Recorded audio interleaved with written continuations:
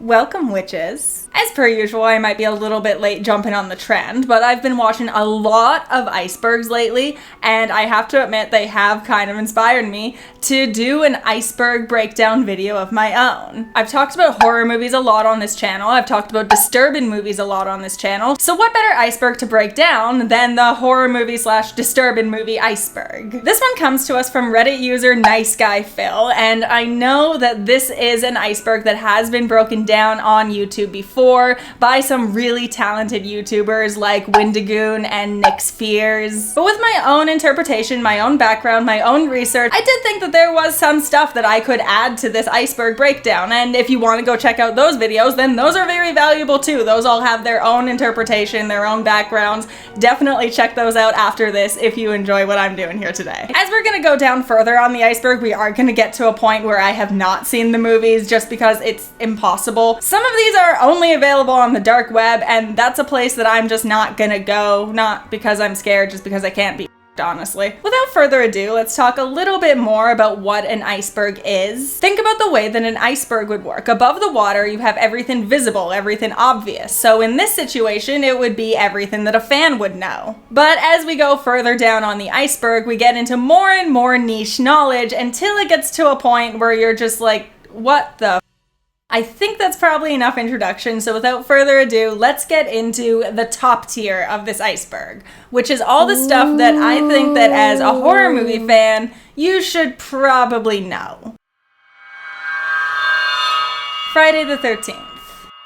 So basically, Friday the 13th was an attempt to capitalize on the success of Halloween by giving us another silent stalker that's kind of kept in the shadows, all based around the theme of a holiday. The way that Friday the 13th really changed the game was by adding a lot more gore and a lot more Tom Savini, who did the special effects for this movie, came from a World War II background. So he was very familiar with the way that gore realistically worked, and he was able to incorporate that into the special effects of this movie. That's probably the reason why the gore effects were really impactful back when the movie first came out, but admittedly, Friday the 13th is kind of one of those movies that's been ripped off again and again and again so many times that at this point when you go back, first of all, it's not that unique of a story anymore, and second of all, the gore effects have been kind of dated at this point. Even though Tom Savini is still a master, you can kind of tell that it's a little fake. Nonetheless, the gore effects in that movie really changed the game for horror, so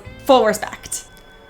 Child's Play. Child's Play is actually based on the true story of Robert the Doll. So the story was that there was this little boy that just became absolutely obsessed with his doll, and it got to the point where he was blaming the doll for little mischiefs that would happen around the house. And even into adulthood, he was still obsessed with this doll, and he would keep it in the window of his house, and the children of the neighborhood would just kind of walk by and talk about how they would see Robert the Doll staring at them from this window and how creepy it was, and how they would swear that the doll would move from window to window.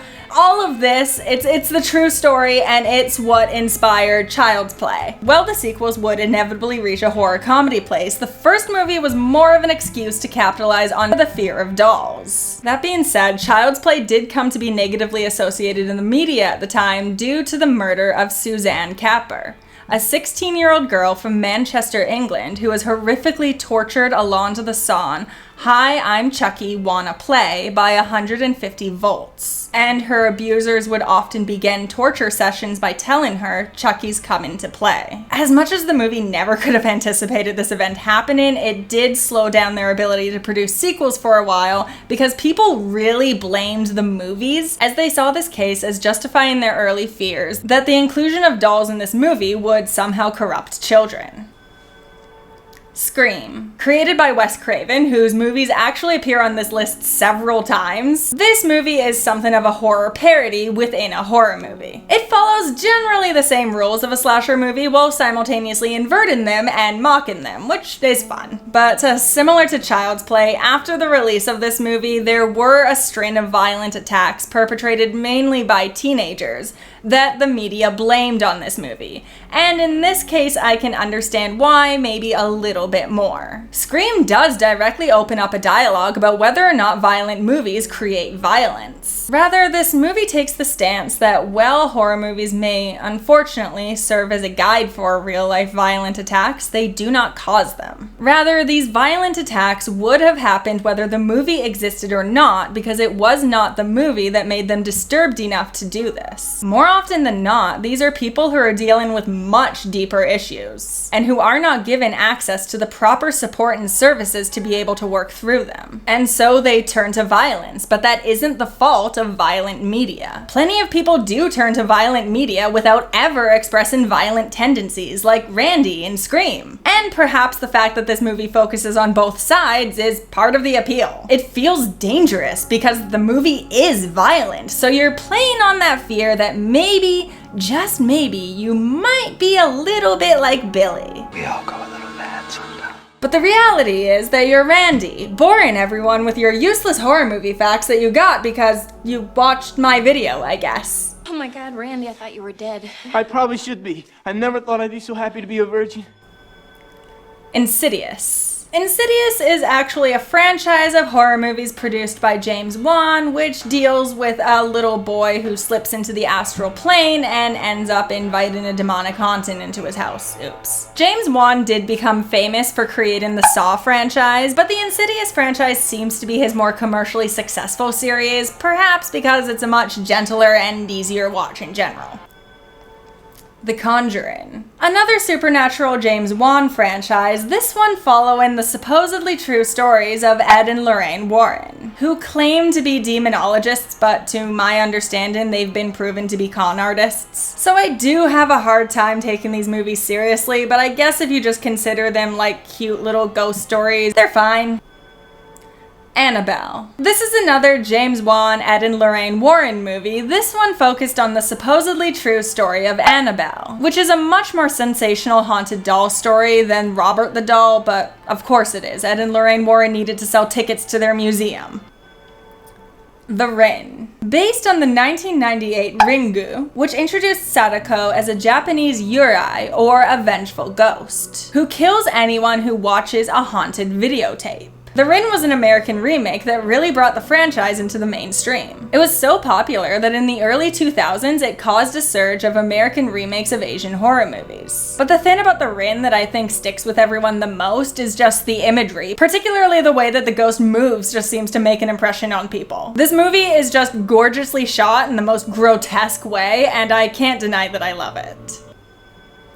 A Nightmare on Elm Street.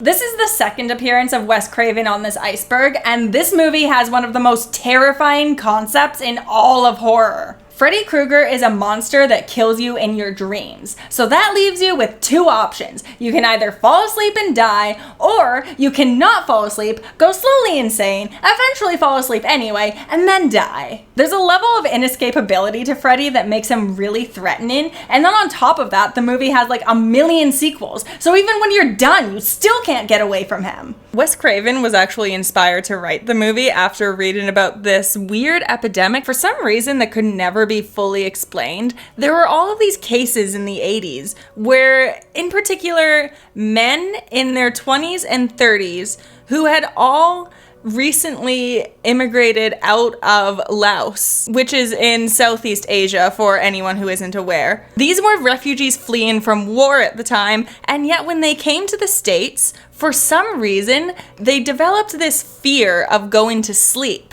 It just got to this point where they were convinced that if they fell to sleep, then they would die. So they avoided sleep at absolutely all costs until they inevitably fell asleep and died in real life. There's never been an explanation. We don't know why that happened. The realm of dreams is so misunderstood. There's so much to it that anything could be possible. It's just, why not throw out a dream demon? It's just a fun idea and it's terrifying.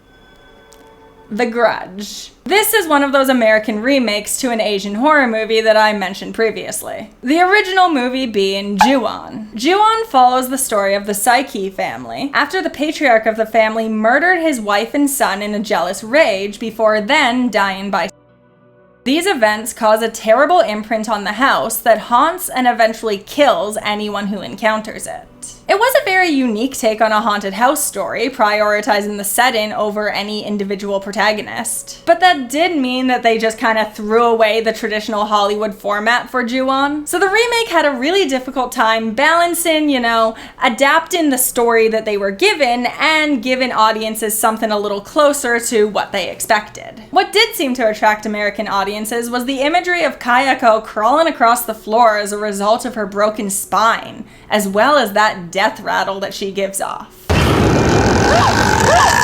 We're moving down the iceberg now, so it's time for a slightly darker shade of lipstick. I don't know, I just thought that would be slightly fun to distract from all of the disgusting things that we're about to see. So tier 2 I've labeled as sort of the splatter films of the group. These are movies that maybe a casual viewer might not have seen, but hey, if you love horror, you've probably seen these. First up, we have Texas Chainsaw Massacre. Known as one of the original slasher movies, the Texas Chainsaw Massacre follows a group of young people traveling through Texas when they get taken in by a family of cannibals. The movie claimed to be based on a true story when it first came out, and although the character of Leatherface is loosely inspired by real-life grave robber Ed Gein, the actual events of the movie are entirely fiction. But this claim to truth drew in a much wider audience at the time, and to be fair, there is a grittiness to the movie that does make it feel very real, and that gets really disturbing when what you're watching is people wander through rooms that actually look like they've been decorated by a serial killer,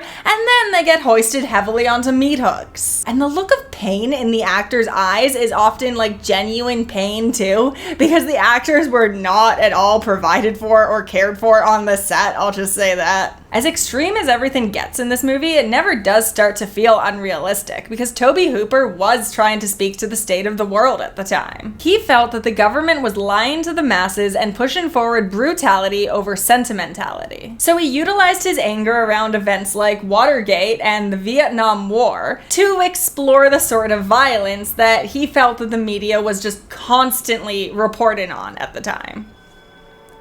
The Hills Have Eyes. The Hills Have Eyes is another cannibal movie, this one set in the Nevada wilderness, and it follows a family on vacation who end up getting taken in by another family, this one of cannibals. Similar to Texas Chainsaw Massacre, this is supposed to be another comment on class in America, with our survivor family intending to represent the bourgeoisie, and the cannibal family intending to represent our collective desire to eat the rich. The most disturbing scene in the movie, however, is one where the cannibal family crucifies the father of the survivor's family, and then they set the cross on fire, all to distract from the fact that one of the cannibals is one of their daughters in the trailer.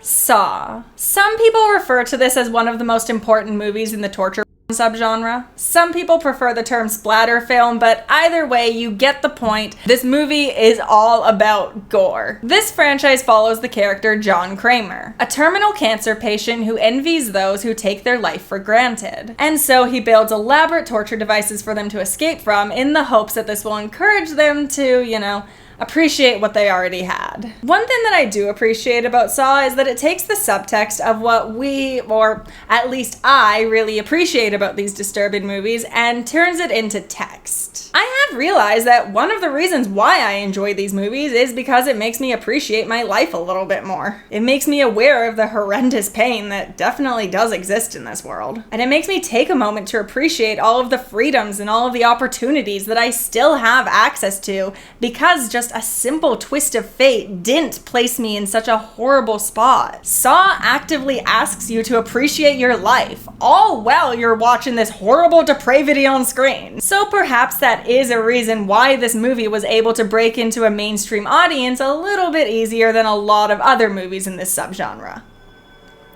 Tusk. Tusk was supposed to be the first movie in Kevin Smith's True North trilogy, which was going to be this whole trilogy of horror movies set in my home country of Canada, but as it is, we're still waiting on the third one. Moose Jaws. But the thing thing about Tusk that seems to make it stand out in a lot of people's minds is that it's about a crazy person who literally performs surgery on Justin Long's body to turn him into a walrus. It is sort of a fun example of body horror, but more than anything, I think we all know how this script came about. For me, weed creates time. House of a Thousand Corpses. I'm actually kind of surprised that they put House of a Thousand Corpses on this list instead of The Devil's Rejects, but I guess it is the first movie, so I'll allow it. House of a Thousand Corpses is really a love letter to movies like Texas Chainsaw Massacre. And it is really fun for that, just feeling like a more polished version of that movie. But Rob Zombie was a first-time director back then, and even he's admitted that there's some things that he would change about that movie. The Devil's Rejects was the sequel, and it really did amp everything up to like 11. It just has more torture, more gritty scenes, and the thing that I think I appreciate more than anything, a more ambiguous take on the subject of good and evil. There is something very likable about the Firefly family, and that's both the fun and the horror of these movies. You like the villains. You don't want to like the villains, so what's wrong with you? Hostel. This movie was brought to us by Eli Roth, who was hugely influenced by some directors that we're going to talk about on the next tier, so there's that. It follows a group of American tourists who get kidnapped and tortured by a secret society of elite businessmen while they're on vacation in Eastern Europe. It very much does play on this fear of being stuck in an unfamiliar country with an unfamiliar language and culture. But we also get that good old-fashioned class struggle that seems to be a theme in this Iceberg. In the end, we're all just hunting fodder to the rich. It's pessimistic and the torture is hard to watch. But I have to admit, Eli Roth definitely knows his way around a splatter film. The Human Centipede. This movie gained public interest due to its absolute just insane concept. So it follows this mad scientist who kidnaps 3 people with the intention of turning them into a human centipede, which means that he sews them together, mouth to butt. That's pretty much all this movie has going for it, but if you were to venture further on into the sequels, oh boy, that's all I'll say for now. Midsommar. Ari Aster is really good for giving us horror movies that aren't really horror movies. They're more like dramas, exploring human relationships through a horror lens. On the one hand, this is the story of a girl who finds the strength to overcome an unfulfilling relationship and find her place amongst a community that accepts her. On the other hand, it's the story of a vulnerable young woman who gets drawn in by a cult. The movie kind of tries to balance it both ways, the former perspective being hers and the latter perspective being his. And I do have to admit, the way that this movie balances both sides is really masterful. So now we're on tier 3. And tier 3 I've labeled art or exploitation. The reason why I've chosen to label it that way is that some of these movies are just straight out exploitation, and there's just no argument about that. But some of these movies, there is the argument that they are art and that the extremes that they go to are justified for the purposes of art. So we'll go through that as we go. Sallow, or 120 Days of Sodom. So this movie is absolutely disgusting, and there's no denying that, but this is one of the movies on this tier that some people have an argument might count as art. It's based on an unfinished book by the Marquis de Sade, who, if you want to know a little bit more about, I did talk about in this video here. But basically, to summarize, he was a French nobleman who gained a little bit of a reputation for writing just extremely violent, as well as for his real-life violent, to the point that his name is literally where we get the word sadism from. The book 120 Days of Sodom was about 4 French libertines. But when Pier Paolo Pasolini set out to make the movie, he changed the setting to Nazi-occupied Salò, Italy. A change that was so important that it actually preceded the title of the novel. In the movie, 4 Italian noblemen agree to marry one another's 4 daughters. And to celebrate the wedding, they kidnap 9 young girls and 9 young boys,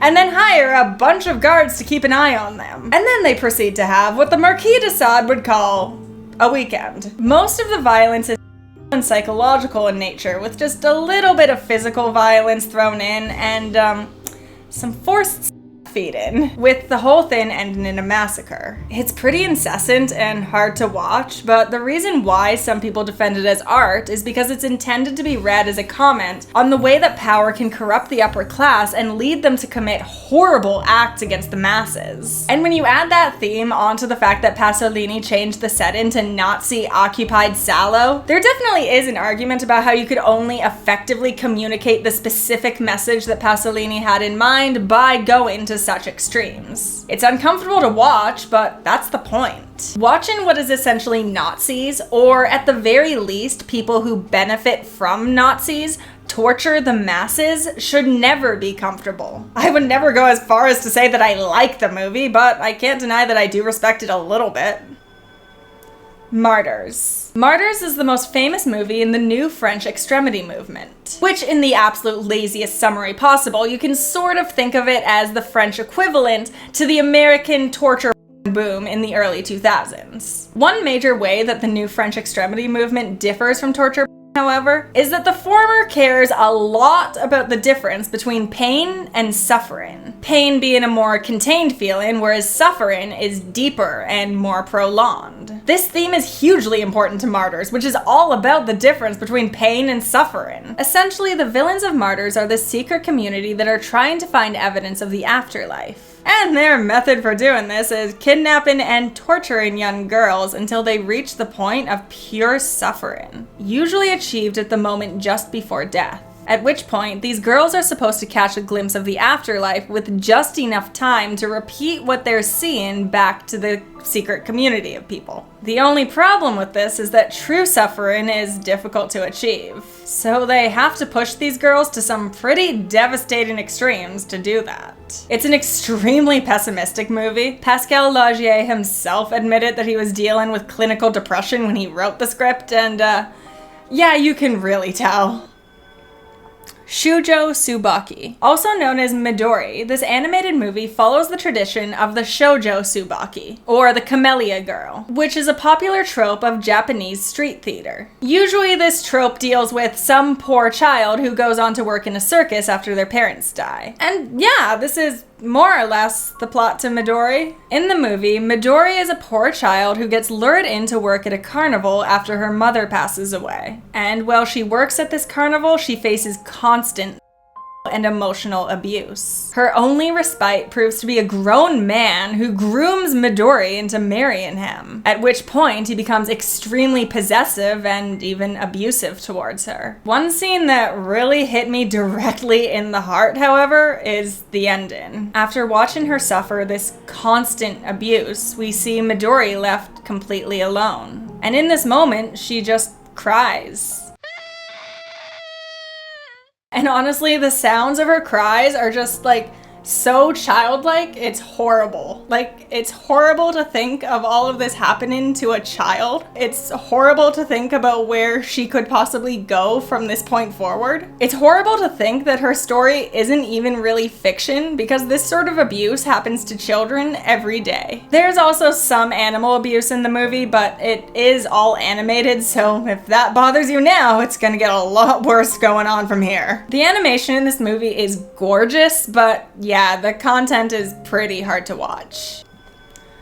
Pink Flamingos. John Waters is a real artist, okay? As much as his movies weren't always the most enjoyable to watch, he was always trying to push the envelope of what was considered acceptable. And that includes working with absolute Queen Divine, who is in this movie, and that's why I can't say anything bad about it. I will, however, describe the movie and let that speak for itself. So Divine is the matriarch of this family who has been labeled the filthiest people alive, for reasons that will soon become clear. But there's also this other couple out there who are competing against Divine to take that title from her. The Crayon couple attempt to do this by kidnapping women, holding them in their basement, and then stealing their babies so that they can sell them to lesbian couples. Divine, meanwhile, is busy having with her son, committing cannibalism, and eating dog off the street. And yes, Divine actually did that last one for this movie. Do not let her sacrifice be in vain by forgetting her name. Filth are my politics. Filth is my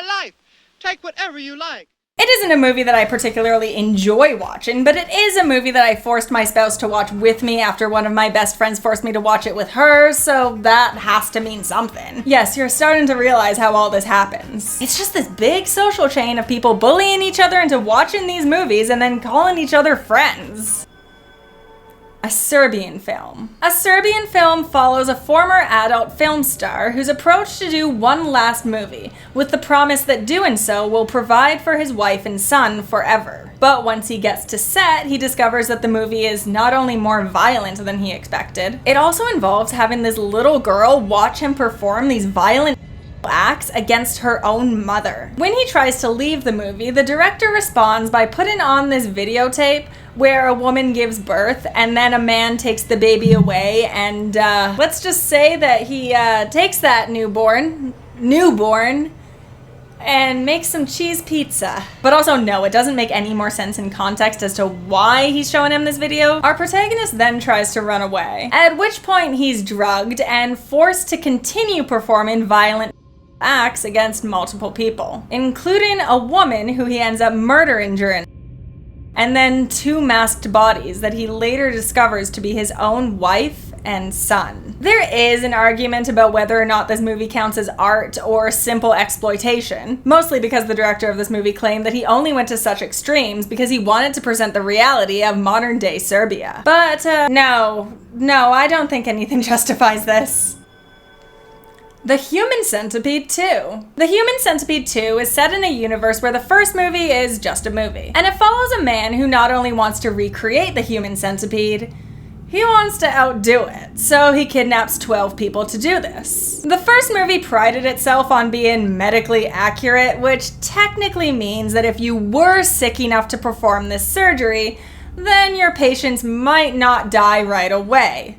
Unless it was from shame. But the side effect of this whole thing was that the first movie just felt a little bit too clean, whereas the sequel gives you surgery performed by that creepy guy who leers at you in the hallway, and it really does feel that way. Pretty much every horrible thing that you can imagine happens in this sequel. There's also mentions of childhood abuse throughout the whole movie that can be extremely triggering. Yeah, basically this was just a franchise that was just obsessed with getting worse and worse as time went on. Cannibal Holocaust. Cannibal Holocaust is sort of like one of the original found footage movies, and it was so realistic that people actually thought it was real at the time. The movie follows this one man trying to figure out what happened to a team of journalists who went missing in the Amazon rainforest. He discovers their tapes amongst a tribe of suspected cannibals. But when he returns home to review the footage, he discovers that the journalists were actually tormenting the natives and actually burning down their houses in order to get more sensationalized footage. The journalists take things too far when they rape a native girl. And the next time that we see her, she's been impaled on a giant stake.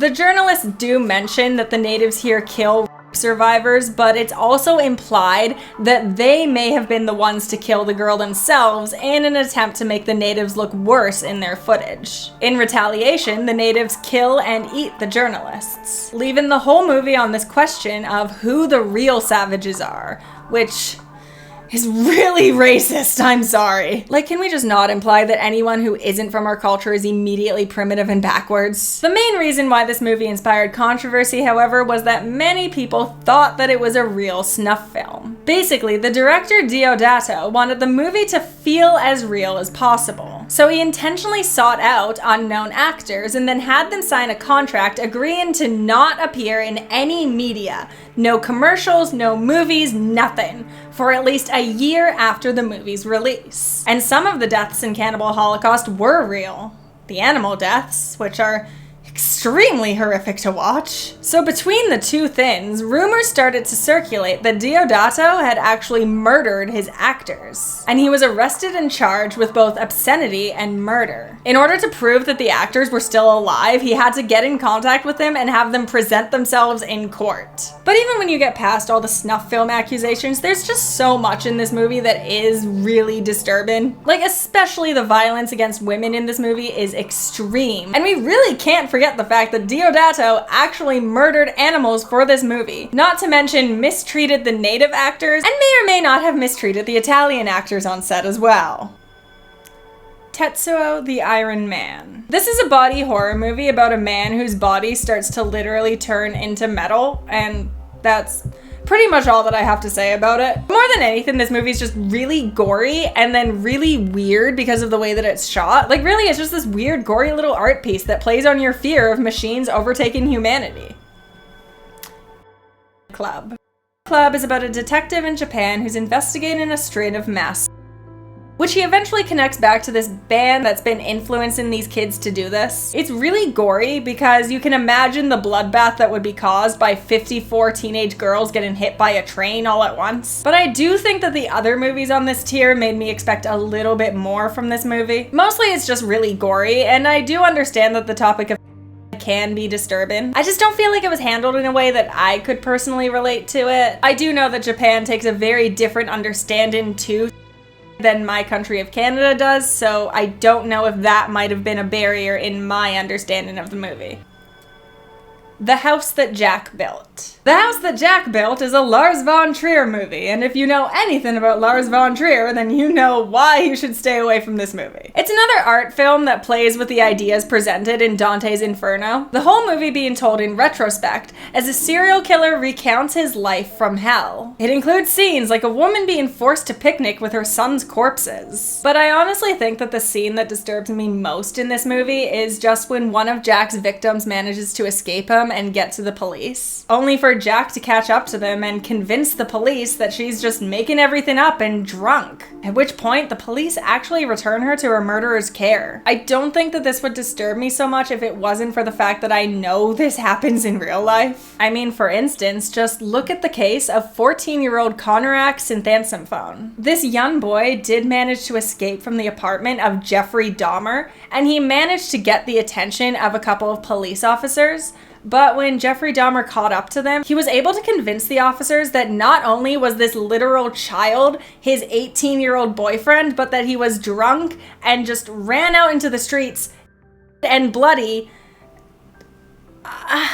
And if you were wondering, yes, the officers returned this boy to Jeffrey Dahmer's care, and yes, he was unfortunately murdered shortly thereafter. As much as I definitely understand that these sorts of movies are not for everyone, and I would never try to suggest otherwise, I do think that there's something significant about scenes like this because it reminds us that these things do happen. And it's important to be aware of that, just so that we can, think a little bit more about taking victims seriously. Otherwise, this is just another gory horror movie that sets out to explore the mind of a serial killer, which I do feel is a little bit of a trope at this point, but it is very disturbing, so hey.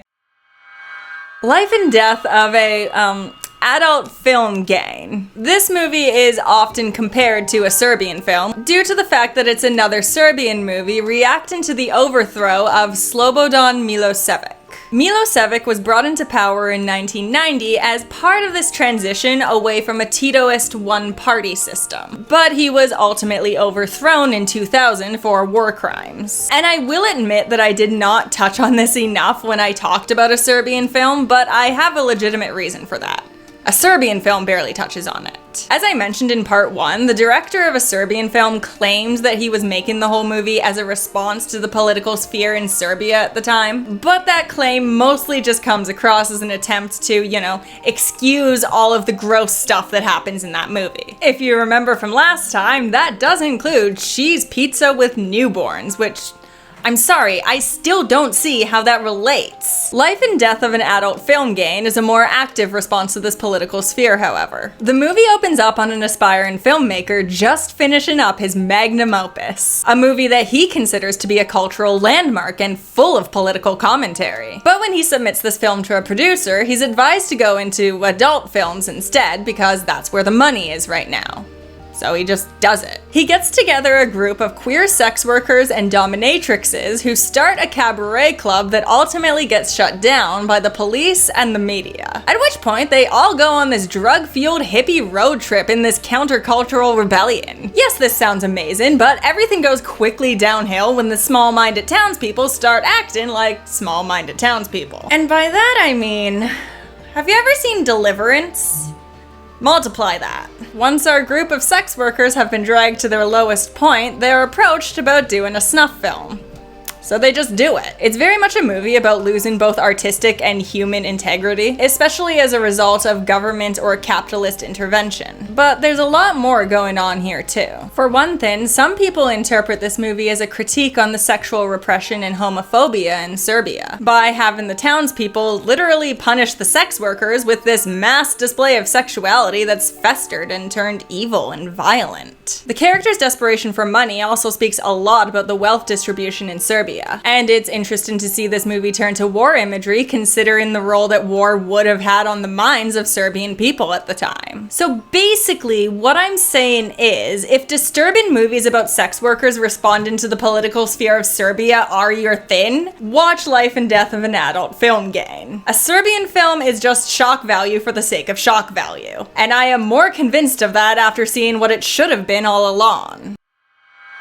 August Underground. August Underground is actually a trilogy of movies, and I will be discussing all three because there really isn't a point on focusing on the first one alone. So the first movie came out in 2001, and I will admit that when I first watched it, I had just sort of stumbled across it by accident. So the opening scene, being very realistic looking shaky cam footage of a girl being tortured, did feel extremely brutal. It honestly felt like I had discovered something that I shouldn't have. But then the rest of the movie was just two annoying edgelords just sort of going about their day and occasionally torturing people. Fred Vogel, who wrote, directed, starred in, and did the special effects for all three movies, is very good at special effects. Not so much at the other stuff. But it almost doesn't even matter in the first movie, because for some reason the whole movie has this weird filter over it that makes it look like a 3D movie that's come to us from a universe that hasn't invented 3D yet. Because of the way that it's filmed though, it might be easy to mistake for a real snuff film. Up until they get to a point where our two edgelords manage to escape the cops in the most unrealistic way possible, and this is a theme in all three movies, by the way. Like, in order to believe that these movies are real, you need to accept that they take place in a universe where everyone has the IQ of a golden retriever. I'm sorry, I just don't understand how anyone thinks these are real. But Fred Vogel was detained at a Canadian airport when security found the DVDs for August Underground 1 and 2 on him. And he was held in custody for 10 hours while they tried to figure out if he was transporting obscene material over the border. So, on behalf of my country, sorry, I guess. But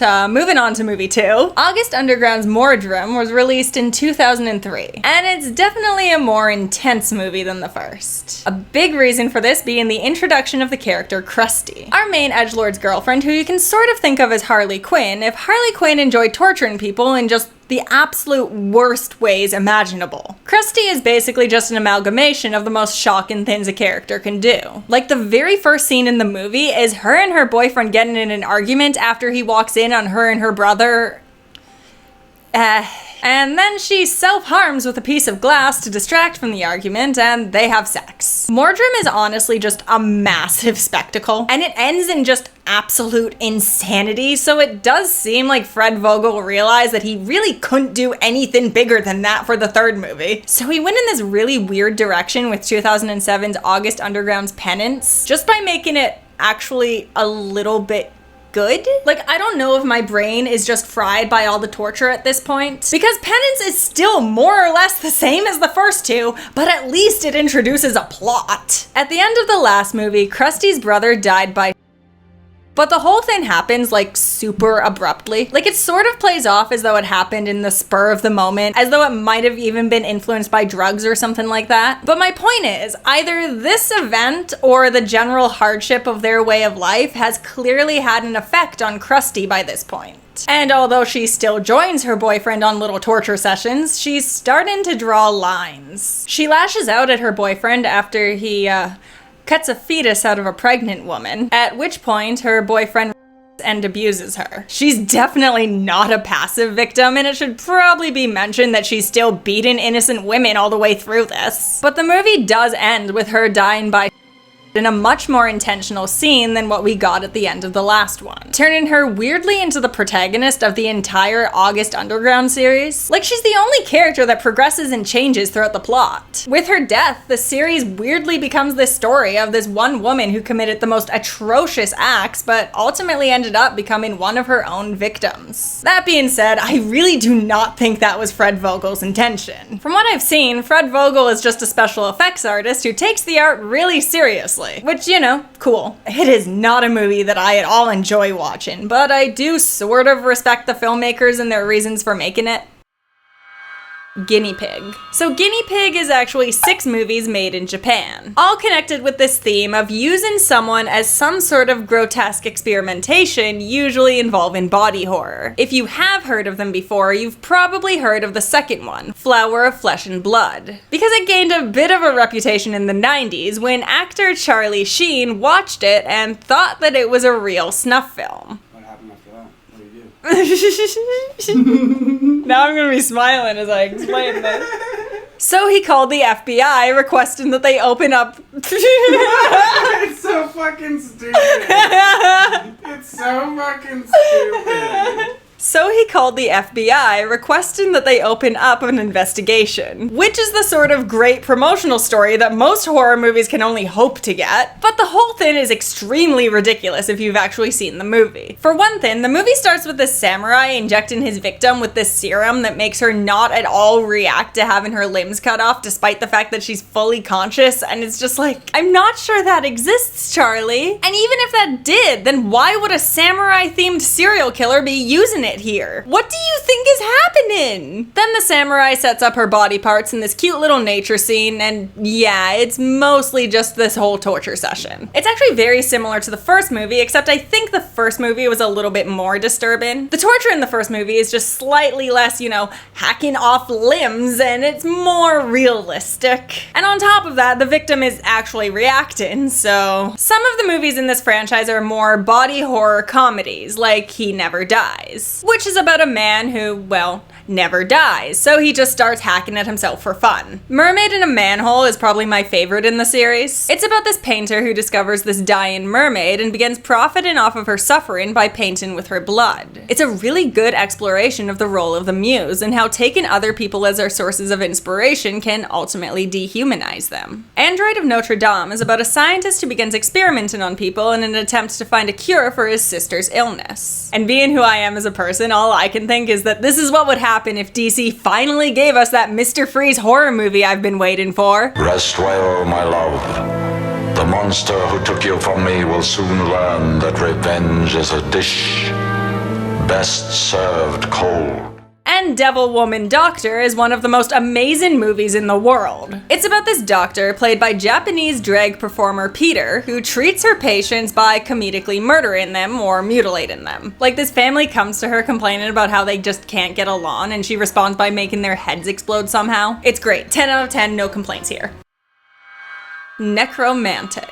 I think you can guess what this movie is about. A couple who are obsessed with collecting body parts get their hands on a real corpse, and they start incorporating it into sexy times. Which seems great until the girlfriend decides that she prefers the corpse and leaves her boyfriend for it. I have to admit, as much as this movie is absolutely disgusting, and I obviously do not condone what it's about, I can't believe I even have to say that, there is something about this movie that I find sort of, like, cute, for lack of a better word. Like, when I was 13, I used to look like this, and I read way too much Johnny the Homicidal Maniac, and I used to listen to Creature Feature.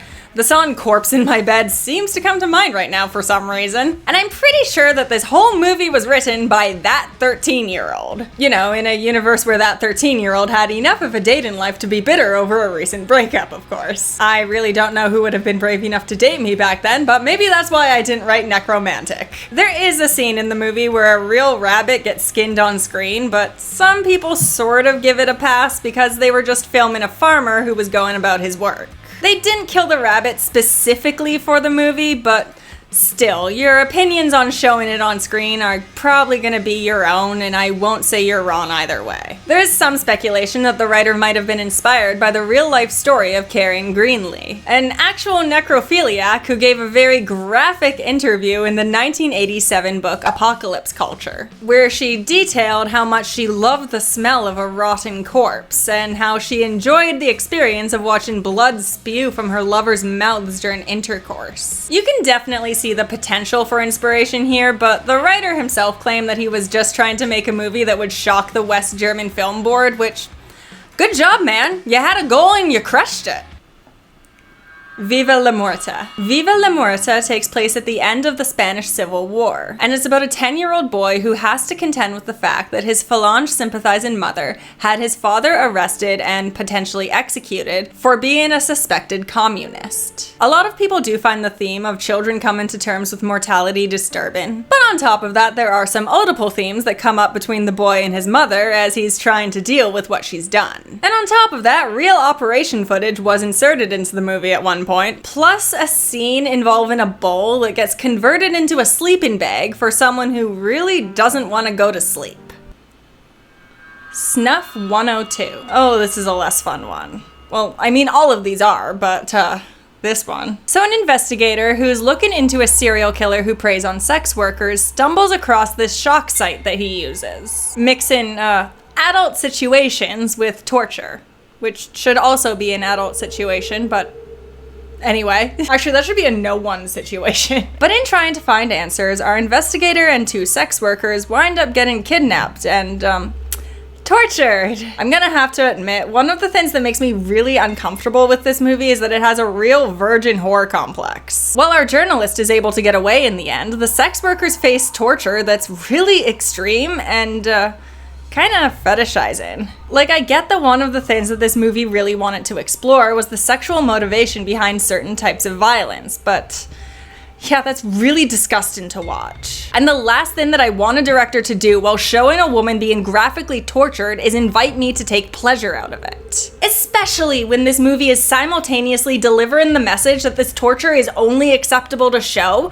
when it's being done to sex workers. Violence against sex workers is honestly one thing that really bothers me in movies. And I usually try to hold my tongue because it's such a common trope in horror movies that if I brought it up every single time, my videos would eventually get repetitive. But that's part of the reason why it bothers me. We act as though violence is only a tragedy when it's perpetrated against a virgin. As much as sexual violence can be faced by anyone, it happens to sex workers at such a disproportionate rate that we really need to start being more disturbed by it. And to make it even worse, a lot of sex workers won't even report violence to the police because their work is already criminalized, making them, unfortunately, easy prey for predators just like the serial killer in this movie. Like, cute shock gore movie, dude, but I draw the line at you fetishizing the suffering of real people.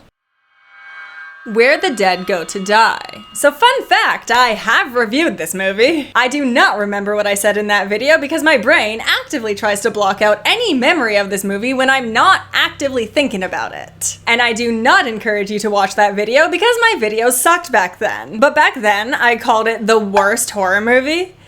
Yeah, some other movies on this iceberg have joined that list, but this is still one of them. Where the Dead Go to Die was animated by one man, Jimmy Screamer Claus, who actually taught himself how to animate by watching YouTube videos and playing around with graphics programs, which is actually really cool. I do believe that it's important to learn about your field, but I don't think that that learning always has to come from formal education. And I fully support Mr. Screamer Claus's artistic journey. That being said, I feel like he could have watched a couple more YouTube tutorials. Like, this is hideous. And I would not be that harsh about it if it wasn't for the content of this movie. The movie is an anthology with the connecting device of this dog or hellhound or something that gets involved in all of the stories. The dog plays its most active role in the first story, where it kills a little boy's parents and then convinces the little boy to have sex with the dog on top of his parents' rotten corpses. What the fuck?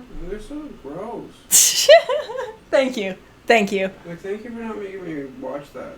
You're welcome. You put me through a lot, but... The second story deals with a serial killer looking back on his childhood sexual abuse. The last story is about a little boy with a facial deformity who ends up developing a crush on the only girl in his class who's nice to him. But then he discovers that her father exploits her for, movies, so he decides to save her by being the other person to get involved in these movies with her. There is no artistic value to this movie, I'm sorry. This is just animated cheese pizza with a side of torture. And the only reason why I pushed myself through this movie is for a review that I hope nobody ever watches again.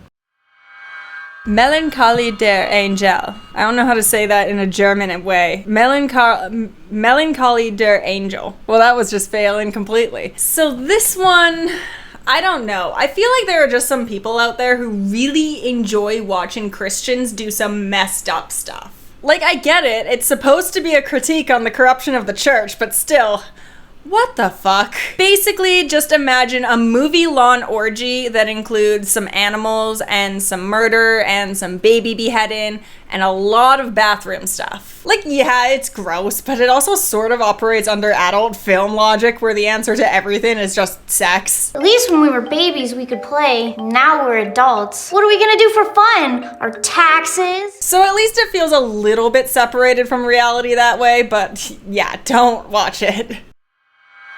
Juvenile crime. So this honestly has to be one of the most disgusting movies to have ever been made. It's based on the true story of Junko Furuta, which you may already have heard of if you're into true crime, but maybe not. It's fairly well known, but not spoken about as often as some others because of the graphic details of the case. Junko Furuta was kidnapped by 4 teenage boys and held captive for 40 days, during which she faced some of the most unbearable torture you can imagine. She was over 500 times, included with sharp objects and a lit light bulb. The boys would drop dumbbells on her stomach and even lit her on fire and then left the burn wounds to fester afterwards. Her body eventually gave way to traumatic shock, and after all the torment, she was laid to rest in a concrete drum. And the worst part of the story is that the heaviest sentence given to the monsters who did this to her was only 8 years in prison. Juvenile Crime is just a movie that exploits this horrendous crime in the most disrespectful way possible. I have to admit, I do usually feel a little bit uncomfortable watching movies based on real life murders. It does add an eerie layer to the violence on screen when you know that all of this happened to a real person. But the best true crime movies try to keep this in mind and, you know,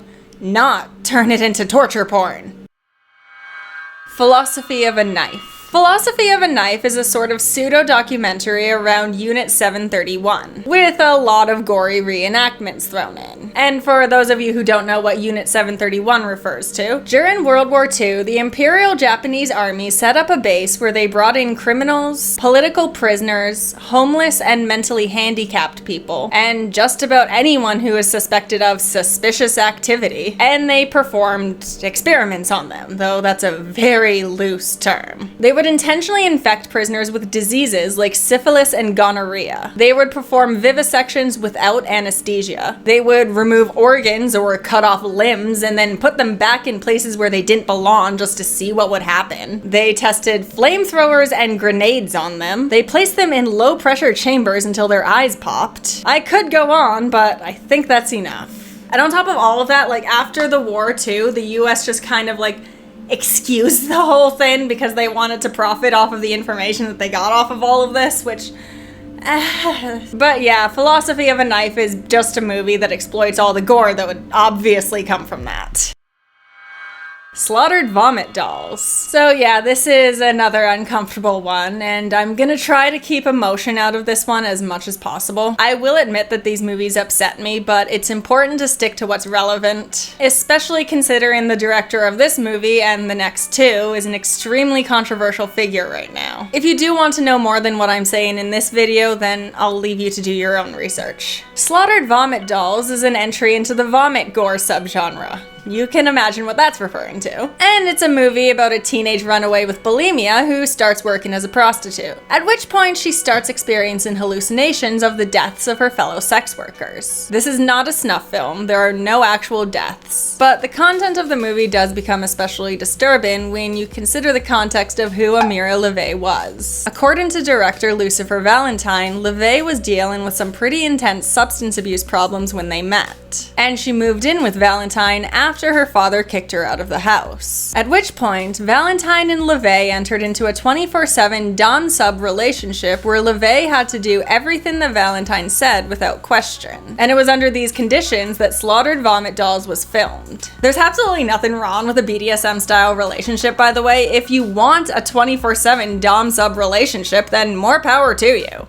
Or less power, depending on which side you take. It's just that between the drugs and the potential homelessness, am I not right to have some concerns? For what it's worth, Amira LaVey said that she had a great time working on the movie, and the only thing that she really felt forced to do was smoke a joint filled with maggots. So in this particular situation, it does appear as though the relationship was consensual. But that being said, it just doesn't make me feel any better about watching a woman who's so clearly out of it being choked and forced to vomit. And on top of that, the fetishization of bulimia is just disgusting. And it's just like, can we bring back that picture from earlier? The picture of me when I was 13? When I was researching this movie, I found a video of a pair of girls who reminded me a lot of the kid in this picture right here. And one of them literally said, "This movie makes me sad because it reminds me that I can't eat for a week." That is not okay.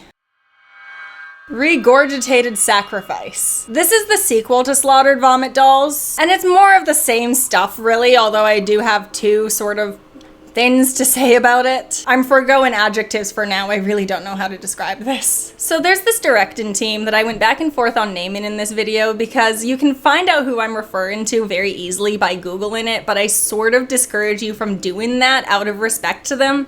You'll understand why in a little bit. So anyway, to give you a little bit of context here, they work in the realm of exploitation, but from a more modern lens. So you get a lot of exploitation works from a woman's perspective, for instance. I do intend to talk about them on this channel at some point because they are extremely talented and their movies do deserve to be better known. It's just that this really is not the video to bring them up on, because although they did act in Regurgitated Sacrifice, they asked to have their names taken off the cast list. These are not people who shy away from controversy either. I have like a little bit of a thing to say on this and a little bit, sort of, kind of, not really, but we'll get back to that. First, I have something to say about the movie, and it's a story that director Lucifer Valentine alleges is true about it. Keep in mind, everything that I'm about to say is unverified. It's just a claim from the same man who claims that it's possible to be 6'7"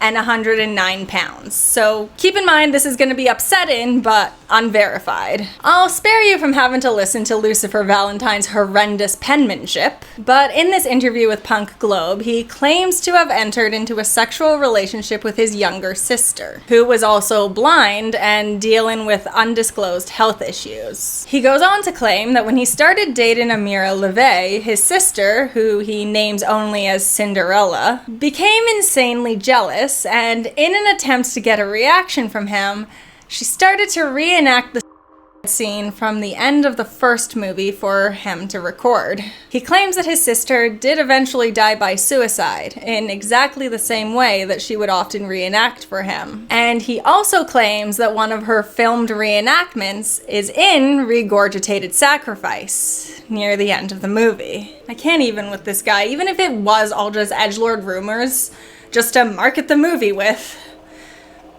You just don't say that stuff.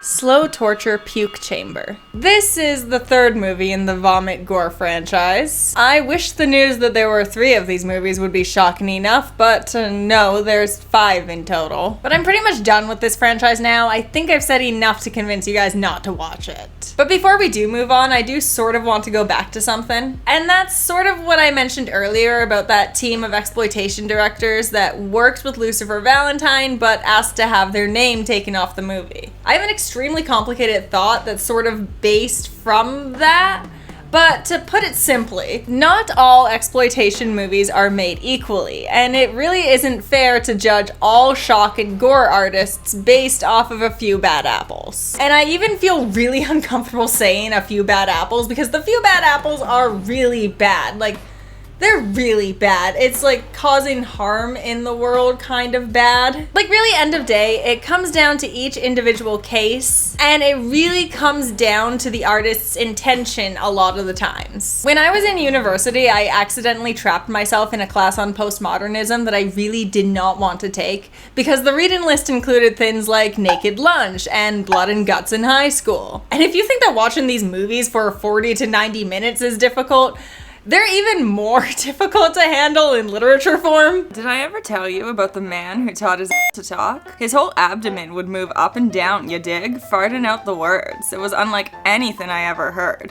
bubbly, thick, stagnant sound, a sound you could smell. This man worked for the carnival, you dig? And to start with, it was like a novelty ventriloquist act.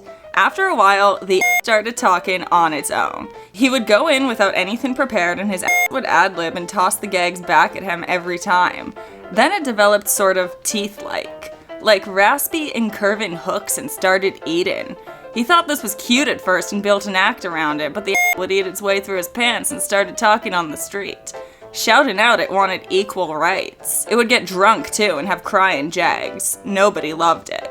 And it wanted to be kissed, same as any other mouth. I think something in me broke that year, and that's why I'm able to handle these movies. But anyway, that course really did teach me that good art can and should be able to talk about anything, as long as it says something, as long as it evokes an emotion. But I want to take it one step further and say, as long as it evokes a constructive emotion. Constructive can mean anything, even sadness or anger can be constructive as long as it motivates us to do the right thing. When I was researching for this video, I stumbled across this comment on IMDb that I found really interesting from someone who claimed to be a friend of the director of Life and Death of an Adult Film Game. And please keep in mind that I did not verify this person's identity, so for all I know that could be a lie. But still, the comment that they left was very interesting, so I'm just gonna read out how they opened it. I am stressing that I am a friend of Mladen Đurđević, the director of this movie, so my review may be biased partially. Yes, this movie is a shocker. All of you horror and sex scene lovers can find amusement in it. But this is not its primary role. It is primarily a metaphor of a life of anyone different currently living in Serbia today, and it was so for the last 20 years, since the war in Croatia started, probably even before that. It becomes sort of a cliche to think of all of these hyperbolic postmodern artists utilizing shock to get people's attention, but at the same time, we sort of forget that the motivation behind these movies can sometimes be to try and draw attention to a cultural problem that maybe we do need to attend to. Or sometimes the intention behind movies like this may not even be as complicated as that. Sometimes it's just about evoking emotion, which horror as a genre is entirely about. And that's how we end up with movies like August Underground. If you look at Fred Vogel's Instagram account, he just kind of looks like a normal guy. He posts pictures with his kids, he really has a thing for albums, like really has a thing. But he's very serious about special effects makeup, and part of that seriousness for a lot of artists like him is shocking people, showing them something they've never seen before. August Underground may have been a cheap-ish option for him to show off what he could do, sort of like a portfolio in that sense. Like when you actually sit down and watch the movies on this tier, it can become very easy to become depressed and overly confronted with the evils of the world. These movies reveal a very dark corner of humanity that definitely isn't entirely fiction, even if the movies themselves are. But there definitely is a difference between an actual artist working in the realm of exploitation and something like Where the Dead Go to Die, Juvenile Crime, or Slaughtered Vomit Dolls that isn't really trying to explore or reveal anything. It's just profiting off of the situations of vulnerable people while not contributing anything constructive to the world. And I'm definitely not arguing that any of the movies on this tier are good movies. In fact, I think that's part of their problem. For instance, I think that Life and Death of an Adult Film Game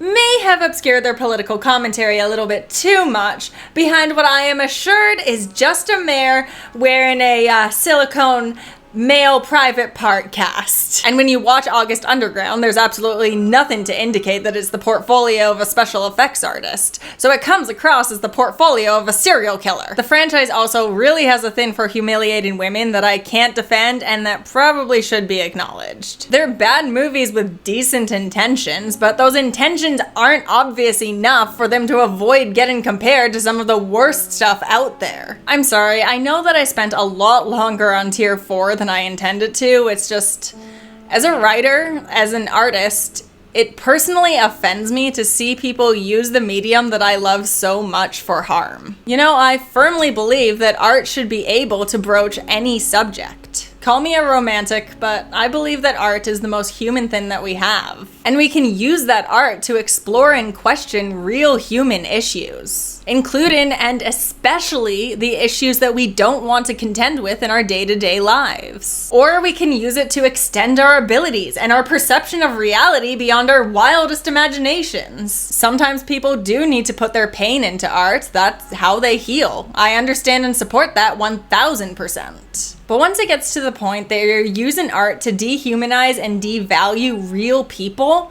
or to spread a message of hate and suffering, then that isn't art anymore. Personally, I live my life by one rule. If it harms none, do what you will. And apparently I'm gonna be taking that rule to this Iceberg as well. Tier 5. Now, there are going to be two types of movies on this tier for the most part. We've got some pseudo-snuff films in the similar vein to August Underground, but then we're also going to be talking about a couple of movies that are, they're adult films, guys. Let's just get that out of the way now. I do not have any formal training critiquing this type of material. As you guys may have already guessed, my strengths lie more in the realm of horror and terror, and I have a bit of a background in, like, folklore, I guess, which is really vague. This is why they kicked me out of the academy. But anyway, my point is that fairy tales will not save me today, but at least I can return to my old reliable horror and terror. But that being said, like, please don't make fun of how weird I'm gonna be, because, like, this is just weird, you guys. I do love critiquing across different mediums. I've tried to learn a little bit about the history of, like, film and literature and cartoons and comic books, but, I have to admit that this is one place that I have overlooked, but let's still give it a try. Women's Flesh, My Red Guts. This is a 40-minute short movie that consists of setup and payoff, and that's it. A woman is left by her husband, and so she begins mutilating and cannibalizing herself in an expression of grief. Do not try this at home, kids. It's a good example of body horror and a creative use of special effects. But otherwise, it isn't so much of a deep exploration on the subject of grief, and more of an excuse to exploit the gore of the situation. And on top of that, I do tend to have a problem with especially extreme depictions of self-harm in movies. You know, personally, I think it's less about the body horror or the gore and more about the psychological horror of imagining the amount of grief that it must take to get to that place. And on top of that, I think that the experience of thinking yourself less valuable because of the way that someone has treated you is very relatable to many people. And that just isn't a feeling that many people want to revisit in a movie format unless we're gonna get a big redemption arc where she learns to accept her value somehow. Which I have to admit, I don't really see how she's gonna do now that she's, you know, pulled out her own intestines and eaten them. Yeah, this video is gonna get messed, you guys. Ostermontag. So this is the film debut of Heiko Fipper. That just sounds unnatural to say. Heiko Fipper. Heiko Fipper. And the way that most people describe it is sort of like German August Underground. As in, it's supposed to come across as the home movies of a serial killer who enjoys torturing his victims. But I hear that the special effects are just terrible. I fully admit that this is one of the movies that I refuse to watch after reading about it, by the way. And the main reason for that was the alternative title for the movie. I Spit on Your Fucking Grave, bitch. I'm gonna go on a little tangent here, but I think we need to talk about that. I Spit on Your Grave is a 1978 revenge flick. It has an extremely controversial reputation nowadays, because although the plot of the movie does follow a young woman getting bloody revenge for her, itself is just shown in such graphic detail. It lasts about 1/3 of the movie's runtime and is honestly the reason why I can't sit through any exploitative scene in a movie anymore. I will now close my eyes because the way that it's represented in this movie is just so traumatizing. The director of I Spit on Your Grave, Meyer Zarchi, argued that the scene needed to be that graphic though because the subject of can't be treated lightly. In his mind, to just sort of glance over that scene and not deal with the harsh realities of it would be a disservice. But at the same time, you do sort of have to ask yourself where the line is, you know? How far is too far? When does it come from respecting the truth of the victim to exploiting their suffering? All of this will come back to Ostermontag in a second, I promise. I Spit on Your Grave actually was not chosen by Meyer Zarchi for the title. That was entirely a marketing decision, and a seemingly good one at that. that because nobody really cared about this movie until it had that good punchy punk title. The original title of the movie was supposed to be Day of the Woman. Think about the different marketing that you get when you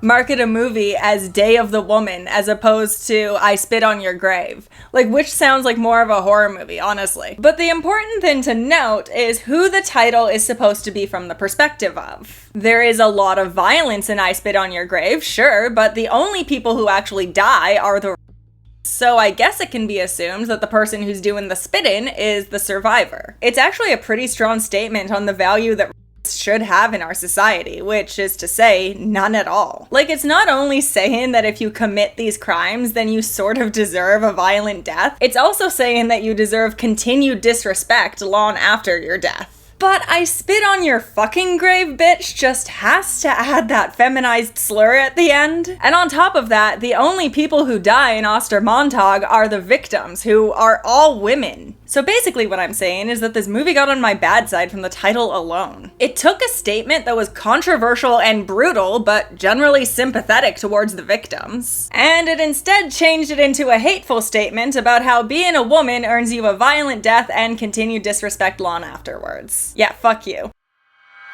Girl Hell 1999. So yeah, let's just say that it's a good thing that I already brought up I Spit on Your Grave, because it seemed to have inspired a lot of movies on this tier, like this one. Except it's worse. So the movie follows a young woman who lives with her horrendously abusive family, up until the day that she meets basically the teenagers from A Clockwork Orange. And after all the and the torture and, you know, all that fun stuff, she decides to get revenge. I will admit that it is kind of interesting because a lot of these older revenge movies play out as though the revenge was all the survivor really needed. Like, yeah, she's traumatized, but all she needed to do was cut off some and she'll feel better in the morning. At least Girl Hell 1999 acknowledges the reality that revenge is most likely senseless, and that they'll continue to live with this trauma for the rest of their life. But at the same time, there are a lot of revenge movies that deal with that theme a lot better. Like the other day, I watched the movie The Perfection on Netflix, and wow, was that a fascinating retake on the entire genre. I cannot recommend that one highly enough. Girl Hell 1999, not so much.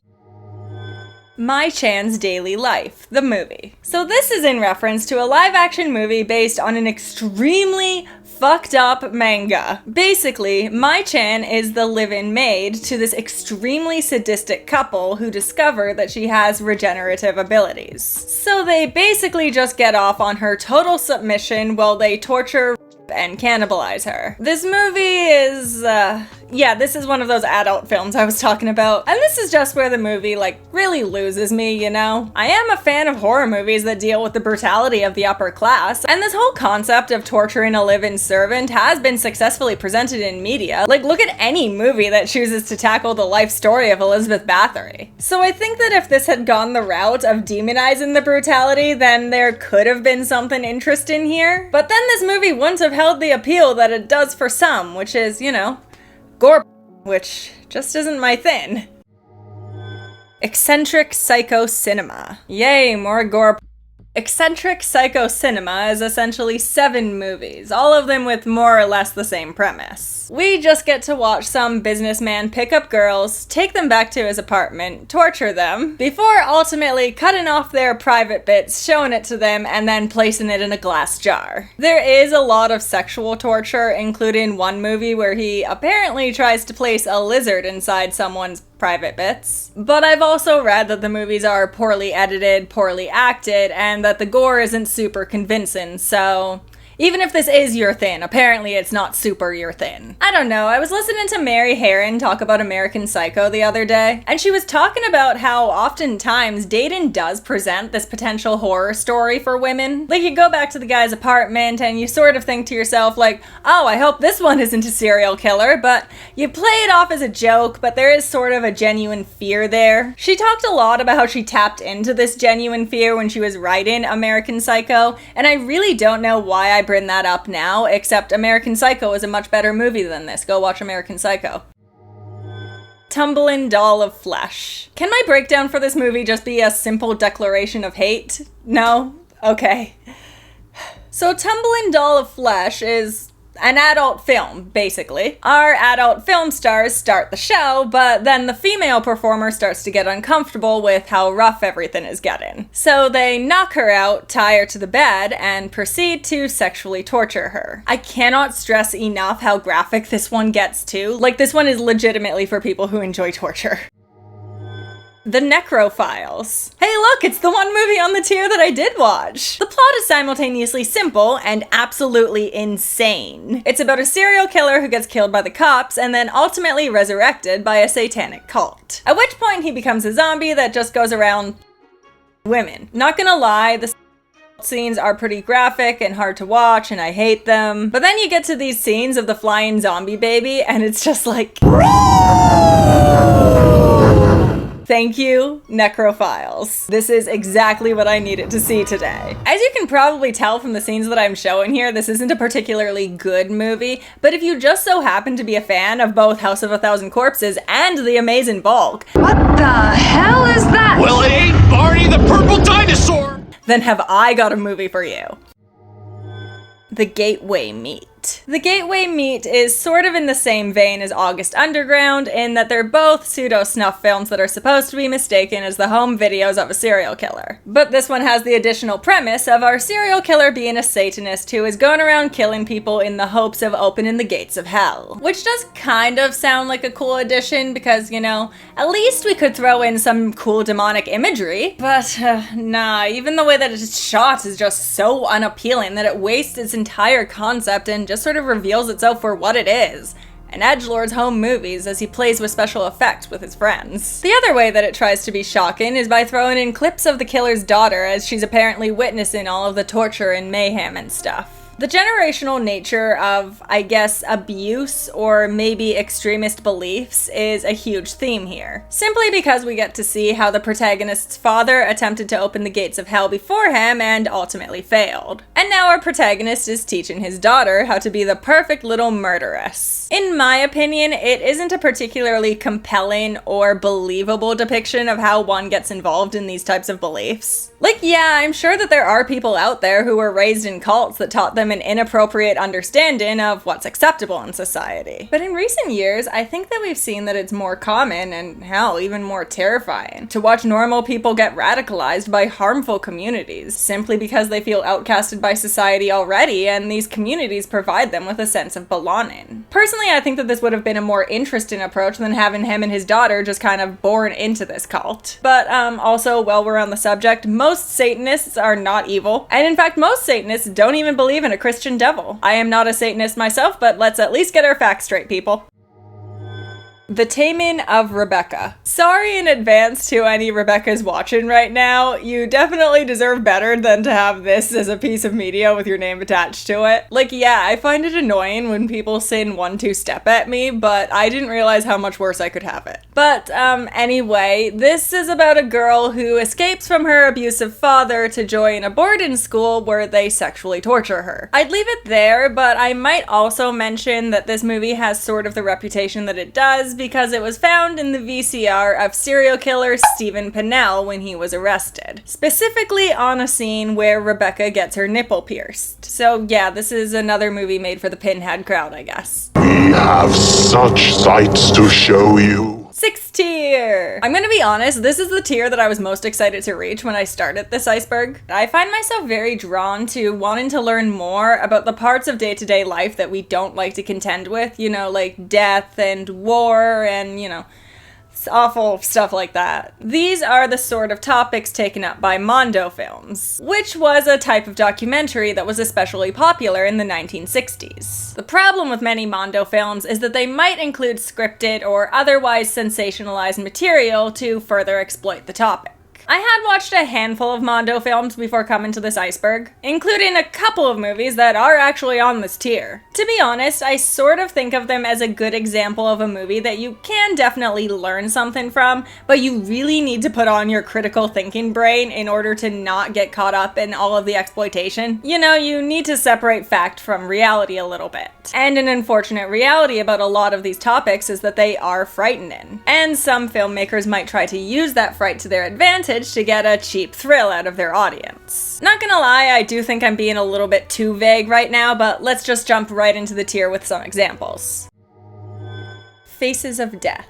So we're starting with one that I'm actually fairly familiar with, and that is the 1978 documentary Faces of Death, which is entirely about the subject of death. We're given the framing device of this creepy doctor that narrates everything we're seeing, and beginning to end, we just watch people and animals being killed. It's been estimated that about 40% of the deaths in this movie are staged, with Alan Apone serving as the special effects artist. But that does mean that 60% of it is real. Most of these are the animal deaths. We get to see things like dogfighting and animals hunting in the wild. But we also get to see some human deaths, mostly through vehicular accidents. If you grew up on YouTube, you may have already stumbled upon similar content just clicking randomly on videos at 3 a.m. Like when I was about 15, I stumbled upon the video of Bud Dwyer's death while I was on YouTube, and I was like, oh, it's on YouTube, how bad can it be? And was immediately traumatized. So if anything similar to that has ever happened to you, you've already been through the shock of this movie. Apparently that's a trend that's moved on to TikTok now from what I hear. I think it's apt to bring up these types of internet videos because I think that people were seeking this movie out back when it first came out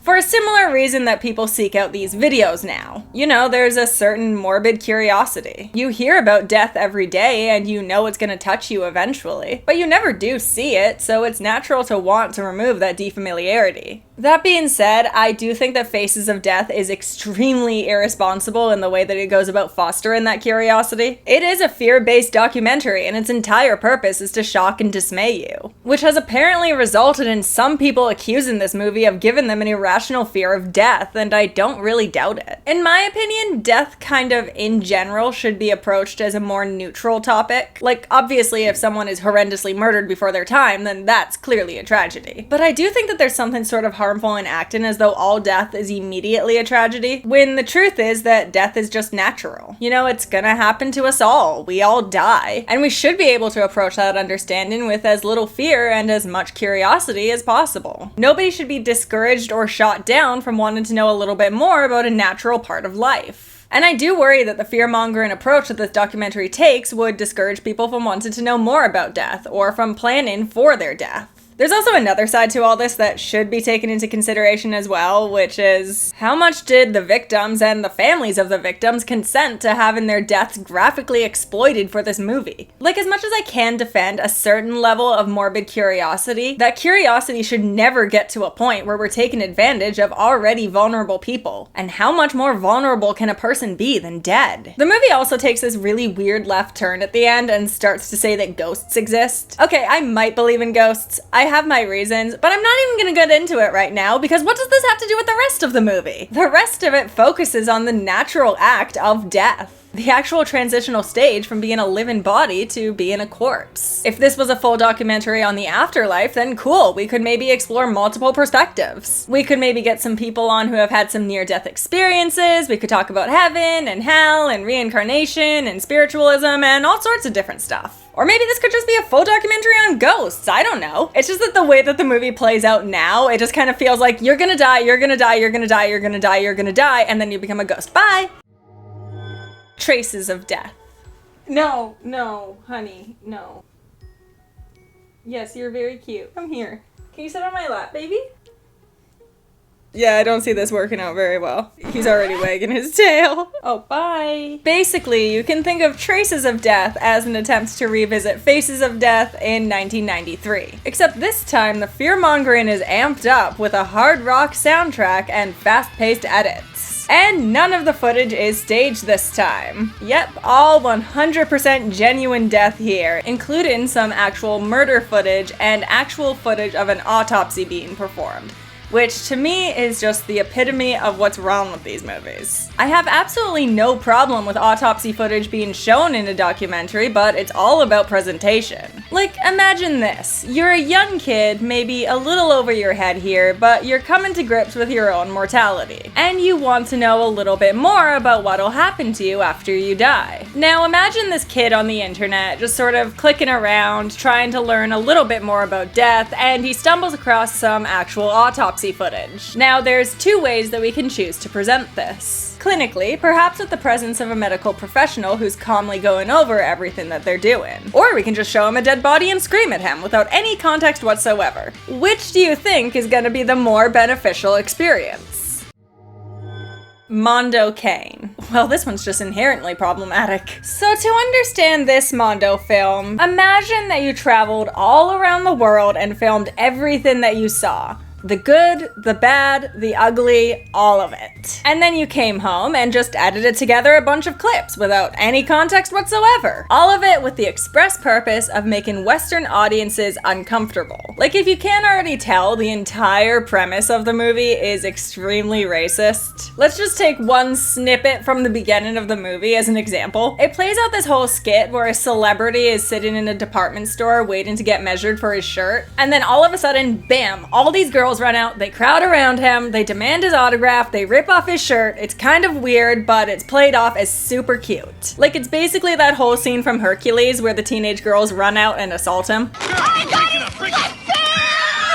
But then this movie chooses to follow it up with the most what the fuck thing I've ever seen. So we cut to New Guinea, where a tribe of native women appear to be chasing a man into the water. And the narrator assures us that they aren't only looking for autographs.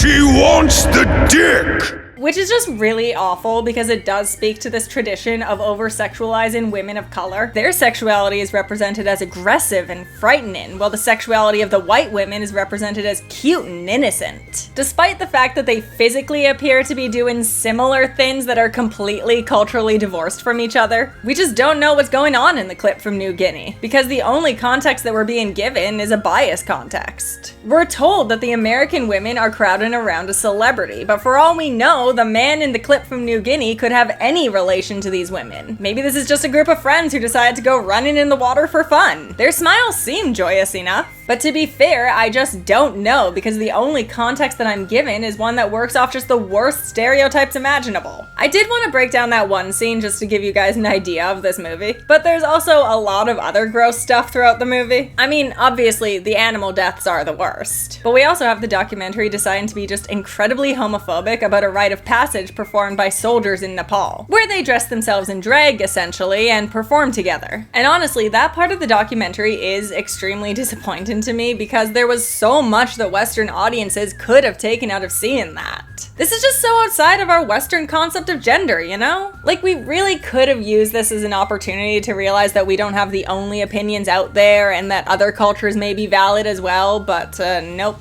Instead, we just take this as an opportunity to mock difference. Great. I'm also gonna mention the animal deaths again, just because I feel like I glossed over that. Yeah, animal deaths.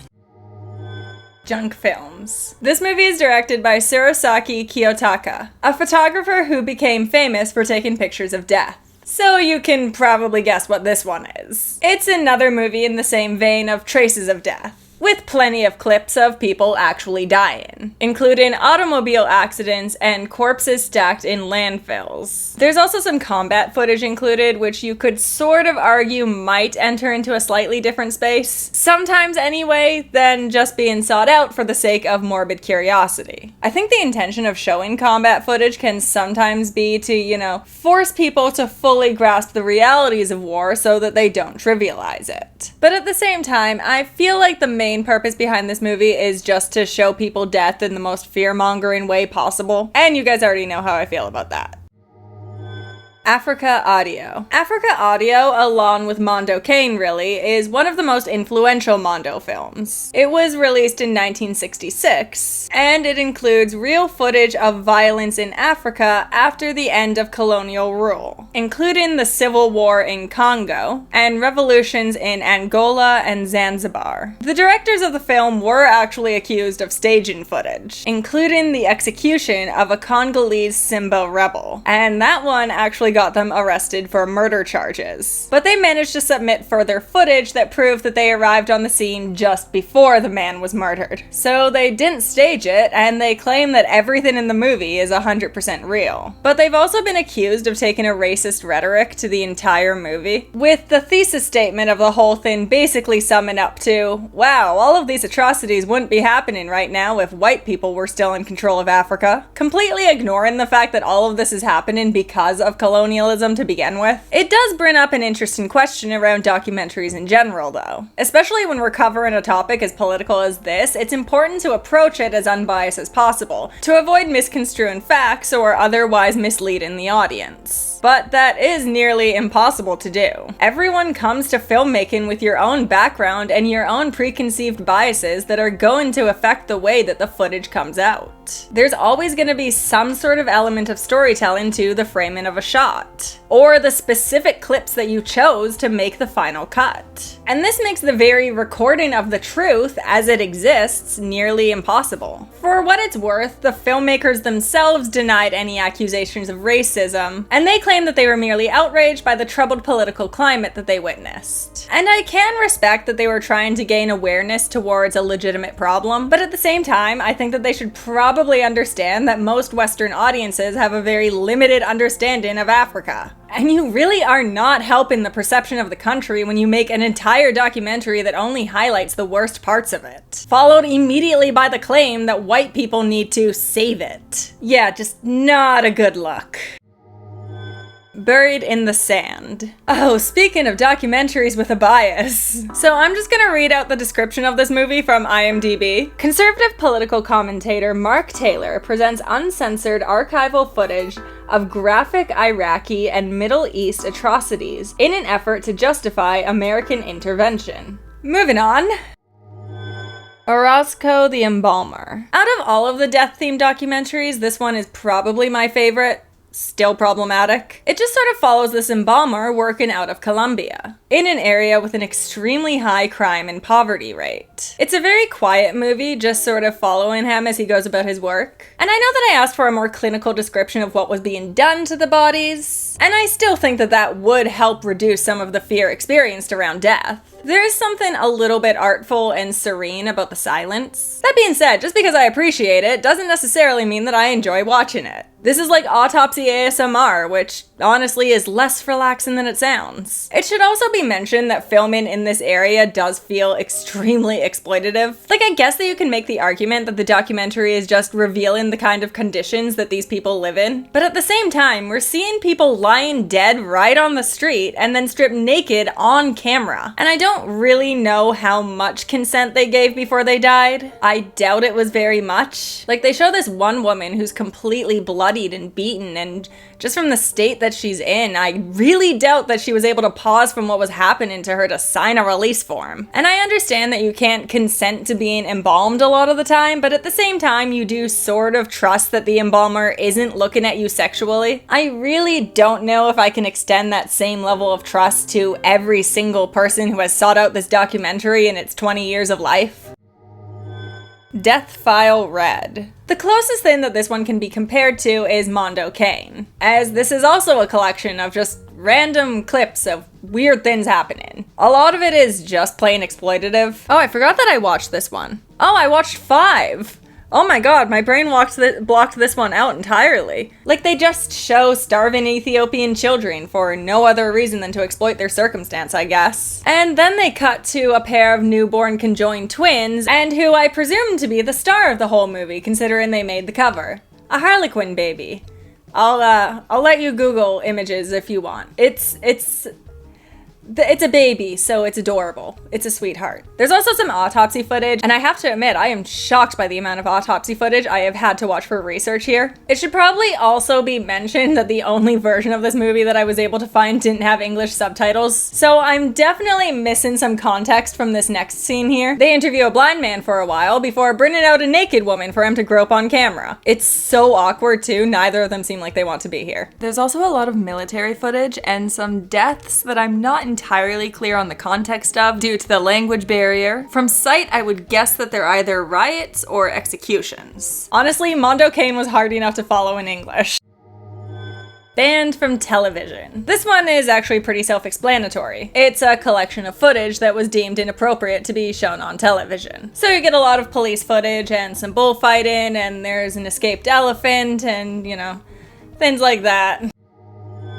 black metal veins. I honestly did consider removing this movie from the tier on the simple basis that its director, Lucifer Valentine, does not make me happy. If you want to know a little bit more about what I'm talking about, go watch part 2 of this video. But ultimately I did decide to talk about it, and before moving on, we are going to be discussing drug addiction for the next little bit. If that is something that you are struggling with, just know that you are valid and you deserve to be both loved and healthy. This is a documentary of sorts, although many of the scenes are staged. What is real is that the film follows a black metal band that uses heroin pretty heavily. And as much as it pains me to in any way compliment a Lucifer Valentine film, I will admit that there is something powerful about giving these voices a platform. They speak a lot about the abuse that they've suffered in the past, but also about the people and the opportunities that they've ended up losing along the way as a result of drug use, often leaving them in a place where they feel like their only source of happiness is the drug. They also discuss the difficulties they've faced accessing healthcare in their attempts to stop using. It should be mentioned that the documentary does not at all glamorize their lifestyle, and the way that these individuals can speak is oftentimes nasty. But regardless, it's clear that a lot of those feelings comes from genuine anger, and this documentary does give them an opportunity to be even slightly humanized. But you didn't think I'd give Lucifer Valentine too much credit, did you? No, there's still a lot of those fast cut edits that he thinks makes the movie artsy, but really it's just distracting. And the movie ends with one of the women apparently overdosing, despite Lucifer Valentine revealing on the DVD commentary that she didn't actually, and that the whole thing was just staged for shock value. Like, do I even have to mention how disgusting it is to ask a heroin addict to act out an overdose for your shitty movie that probably shouldn't be exploiting the lives of vulnerable people anyway? So yeah, as much as the brief moments where these people are given an opportunity to speak candidly are a shining light in this movie,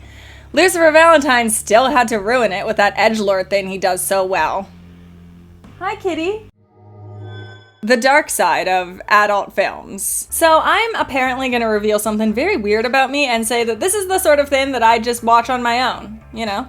On a Friday night with my partner and some pizza. I did not expect to see something like that this far in the iceberg, but here we are. So this is actually a television documentary produced by Channel 4 Films in the UK, all about, well, the dark side of adult films. They just sort of go around interviewing people about their negative experience in the adult film industry. And there are some episodes that highlight things like bestiality and snuff films. Okay, apparently I am weird. But the whole thing is hosted by my second favorite doctor, Christopher Eccleston. My first obviously being David Tennant. These human beings, consider their potential. From the day they arrive on the planet and blinking step into the sun, there is more to see than can ever be seen. More to do than... No, hold on. Sorry, that's the Lion King. But... And also, the people that they choose to interview are just like Eli Roth? What the hell does Eli Roth know about the adult film industry? Did you guys even try? Like, yeah, obviously the whole thing is fear-mongering. I'd even go so far as to say that the whole thing is an attack on the adult film industry. Because literally the entire premise is that they are highlighting the voices that had a negative experience in porn and completely ignoring the people who had either a positive or a neutral experience. Archivos de Mort Saga. This is yet another collection of death footage. All of it caught by journalists and amateur videographers. Again, it's entirely exploitative and fear-mongering. There also seem to be a lot more children here and like some murders, and I don't know, maybe it's just because I'm having a hard time finding information on this one, but yeah, there's something about this one that makes me feel really icky. We're on the 7th tier now, and most of the movies that we're going to be talking about here are adult films. Again, talking about adult films does make me uncomfortable, but I do want to approach this from a very sex-positive place. No kink shame. As long as everyone involved is a consenting adult, it's all good here. It's just, not everyone here is intended to be read as a consenting adult. Some of them are fish. Not all of these movies are adult films, and I will mention that when that's the case, but without further ado, let's just get into it. Death to Kufar. It's actually really difficult to find any information about this one online, but if I were to judge based off the DVD jacket, which is the only thing that I can find, it appears to be a documentary of sorts that features real executions and real beheadings. Guso Milk 1-4. So this is a series of adult films that involve scenes of women funneling live eels into each other's backsides, and there's also some scat involved. I hear this one's really appealing if you have a thing for gross stuff. UNKB 002. Another adult film, this one mostly features poop. On every part of a woman's body, especially if it's humiliating. I hate this. Channel 309. So I found some dissenting reports on what this one was really. The one thing that everyone seemed to agree on was that it was definitely a horror-themed adult film. But beyond that, how real everything is seems to be up to debate. I stumbled across this one Reddit thread full of people claiming that this was definitely a real snuff film full of CP. But other people in the same thread claimed that it was just edgelord satanic imagery played out by consenting actresses. But yeah, either way, I feel like this is one that you're just gonna want to avoid. Squirmfest. I want to reiterate that I did not actually watch this movie, but I did find a pretty thorough description of it online. I'll spare you some of the grosser details, just suffice it to say that it was enough to make me nauseous just by reading it. So the movie starts out with a woman eating a dish of noodles and worms. Apparently enjoying it a lot more than Michael did in The Lost Boys. Why don't you try some noodles? Worms. She then goes on to drink milk filled with worms and food covered with maggots. You're eating maggots, how do they taste? After watching the worst mukbang in the world, you're then forced to watch this woman, go to the bathroom all over the floor. Apparently there are still live bugs in it, and she eats it all again. I think those are enough details. Vomit Enema Ecstasy 1 and 2. This is another adult film all about... do I even need to say it? It's in the title. Kuso Limitless. So I'm going to say this right now, researching for this tier was a little bit all over the place. Some of these movies were impossible to find any information on, unless I wanted to Dorothy my way through this list and follow the yellow brick road that the internet suspiciously set up for me, to apparently end up on the site that would supposedly screen the video itself. But that yellow brick road is made of a lot of broken links and honestly probably a lot of viruses. And the Emerald City is actually made of excrement and humiliation. And the Wizard of Oz was the Marquis de Sade the whole time. I don't really know where I'm going with this metaphor, but yeah. Some of these movies were actually fairly easy to research, but only because of the existence of shock sites where fans of this content would put out thorough reviews. But outside of the personal websites of hardcore fans, there really was no signs that these movies existed at all. No IMDb page, no Wikipedia page. Don't even bother asking if Roger Ebert or Rotten Tomatoes put in their 2 cents. And then there was Kuso, which is not only extensively written about, but it's available on Shudder. I have a Shudder subscription, and I have never regretted that more than now. One thing that I've honestly struggled with doing this Iceberg is that I feel kind of guilty talking about movies that I haven't actually watched, as much as I've tried to do as much research into them as possible. Doing that still feels a little bit like the Tinder dating of movie reviewing. You know, I've seen a couple of pictures, read a bit of text, and formed a complete impression off of that, without ever getting to know the complexities of theme and feeling. In some cases I think that that's okay though, because I don't particularly care about the thematic complexities of Vomit Enema Ecstasy 1 and 2. But reading about this movie and then realizing that it was so readily available, yeah, I've gotta get over that whole guilt thing. It's doing me no favors. This is actually a real movie for once, directed by rapper Flying Lotus. It's a collection of vignettes that all take place in Los Angeles after it's been completely decimated by an earthquake and the survivors have been genetically mutated. And the entire points of these vignettes are just to be as disgusting as possible. The first short follows a couple who enjoy a little bit of consensual choking, which would be great, except they do not at all do it safely. You do not want to push on the front of your partner's throat while choking them. That can crush the esophagus and cause permanent damage. Focus more on the sides of the throat and never push hard enough to limit speech. Remember that they should still be able to deliver a safe word if needed. And always get clear, sober consent before wrapping your hands around someone's throat. Just a little bit of sex advice from your friendly neighborhood pan-romantic demisexual. A bunch of stuff sort of happens. A gassy elf discovers this thing. Now, you can attempt to resuscitate the child,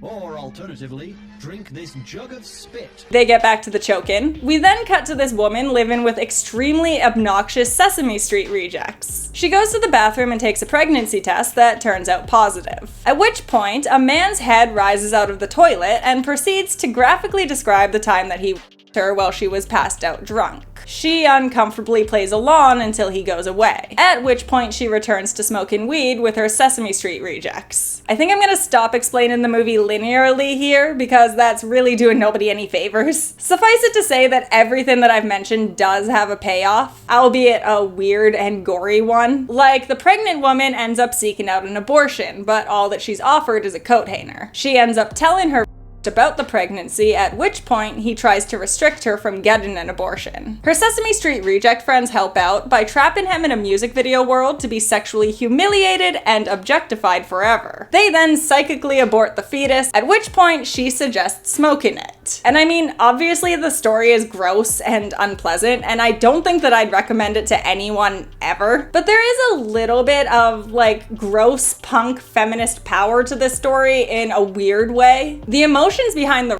are extremely well established. You see both how he disregards her personhood completely and how she just kind of plays along with it to avoid rocking the boat or causing a scene. As a result, she self-medicates with weed, which actually helps her disassociate enough that she can endure the poor treatment. At least until a third person is involved with this pregnancy. She makes the difficult decision to get an abortion, but her personhood is stripped even here, as her choice is taken away and she's backed into a corner that she never wanted to be in to begin with. She can either accept further harm to herself, or she can defend herself at the risk of hurting her.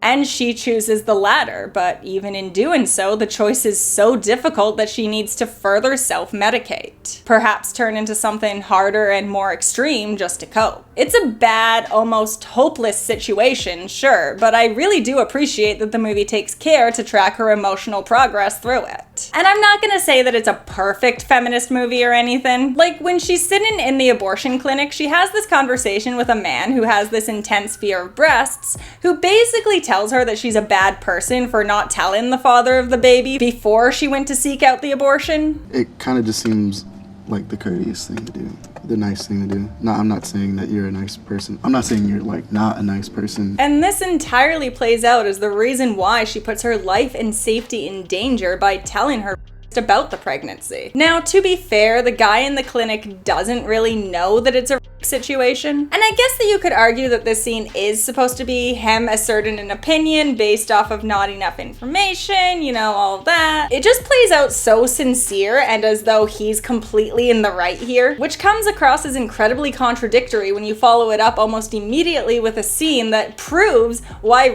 shouldn't really have a choice in what happens to the children they conceive. How about this? How about I slit your throat and take that child for myself? Sure, if it's a consensual relationship, then telling the boyfriend might be the nice thing to do. But even then, as a stranger just meeting somebody in a clinic, you have to consider the possibility that her boyfriend might be hostile, controlling, or abusive. And reproductive coercion is a thing. There might be a perfectly legitimate reason why she's not telling her partner, and unless you know that reason for a fact, it's best to stay out of it. But I'm not going to deny that there are plenty of interesting themes touched on in this movie. Many of them around the subject of gender, but I've already wasted more than enough time on this movie. Weirdly enough, the thing that this reminds me of more than anything is Where the Dead Go to Die, a movie that I have historically hated. It has the same abstract animation segments and distorted audio, and just disgusting nonsense. It's all just done about 1,000,000 times better. Flying Lotus is clearly a much better director than Jimmy Screamer Claus, which is kind of interesting to me, because Mr. Screamer Claus actually has a cameo in one scene as a patient, so there's clearly an interesting connection there. Kuso is just a gross, weird little example of a postmodern film, plus there's an almost musical element to some of it that I really do appreciate. But then again, my partner walked in on me watching this and immediately asked me to turn it off, so maybe my brain is just broken from this iceberg. KT trilogy. I'm not gonna lie, I had a hard time narrowing down exactly what this was referring to, but I did find one Reddit thread where someone was asking about it on a subreddit dedicated to Mondo films, so I'm gonna assume that it's probably some sort of true gore shockumentary. But again, that's all guesswork because this one is extremely elusive. The Motel Files and Other Random Cuts. So this is actually one where the concept is slightly more disturbing than the execution from what I hear. This is a mixtape of sorts compiled together using clips from the inside of hotel rooms. So it's supposed to like confirm your suspicion that hotel staff are secretly spying on you with cameras and selling your most private moments. But again, from what I hear, they kind of extra sensationalized it a little bit too much for it to actually feel like that. Everyone in the motel is wearing masks, so clearly trying to hide their identity, and they're all engaging in sex acts that are just a little bit too extreme for the average person. In this case, I think subtlety would have paid off a little bit more. You know, if they just interspersed the more extreme stuff with the more tame stuff that you'd expect to see on a motel on any given night. And why am I giving these people advice on how to make these movies worse? Just don't watch or make these movies, okay? Genki Genki 18, 19, and 21. We have another series of adult films here, all of them featuring animals like fish, bugs, eels, octopuses, and more. For instance, in Genki Genki 18, a woman is chained up, stripped naked, and beaten with fish. The fish are then torn apart and their guts are rubbed all over the woman, fed to her, and, used as lubricant. Fish are friends, not food.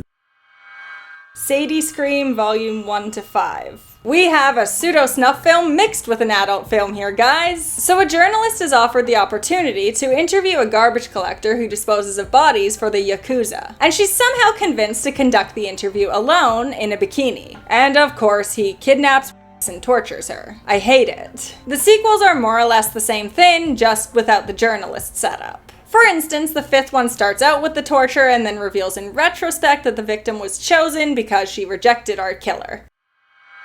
No Vaseline, the great adult film swindle. Another adult film with scat and vomit and hardcore BDSM. Typical humiliation kink stuff, but with the addition of a disturbing soundtrack. We're on the 8th and final tier now, and this is where things get really bad. As in, there's debate over whether or not some of these movies are illegal to watch. The majority of the movies on this tier are gore mixtapes, which are basically what they sound like. They are compilation movies put together using content that would appeal to fans of extreme content. So there's some gore scenes from movies, and just some clips of people who might be considered outside the mainstream, but all of this is interspersed with scenes of real gore, hardcore adult film scenes, and animal torture. I'm sure you're really excited to hear some examples of that, so let's get into it.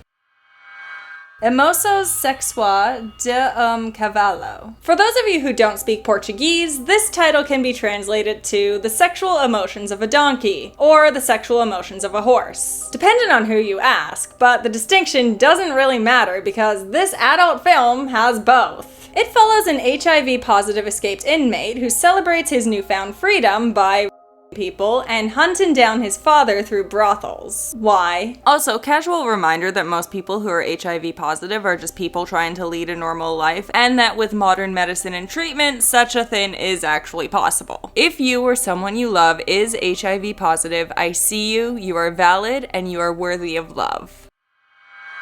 Fetus Munchers Volume 1 and 2. One thing that does need to be said about this movie is that it's not available through any mainstream means. If you want to view this, you either need access to the dark web or you need to know a guy. And possibly as a result of that, there is a lot of speculation about this online. Some people say that it's illegal to watch this, but considering the amount of people who have been persistent enough to do it and weren't arrested to my knowledge, I think reports of that have been exaggerated a little bit. It's a mixtape consisting of some anime gore, some real gore, some adult film clips, some movie gore, and some animal abuse. The other rumor that you'll also hear about this movie is that it contains real CP, which is apparently untrue, but it still contains clips like 3 Guys, 1 Hammer, if you know what that's referring to. If you don't, it's this video that was leaked onto the internet depicting 2 Ukrainian serial killers torturing 48-year-old Sergei Yatsenko with a hammer and a screwdriver. Yatsenko had been riding his motorbike to visit his grandson when these two men selfishly chose to cut his life short. He had recently been left mute by a bout of throat cancer, and he left behind 2 sons, an adoring wife, and a mother who he had been caring for. Registros Fete 3. From what I can tell, this is another gore mixtape, this one by Brazilian filmmaker Lizero Han. I can't find too much information on this one, besides that there is real gore and animal abuse, which I guess is kind of to be expected with these gore mixtapes.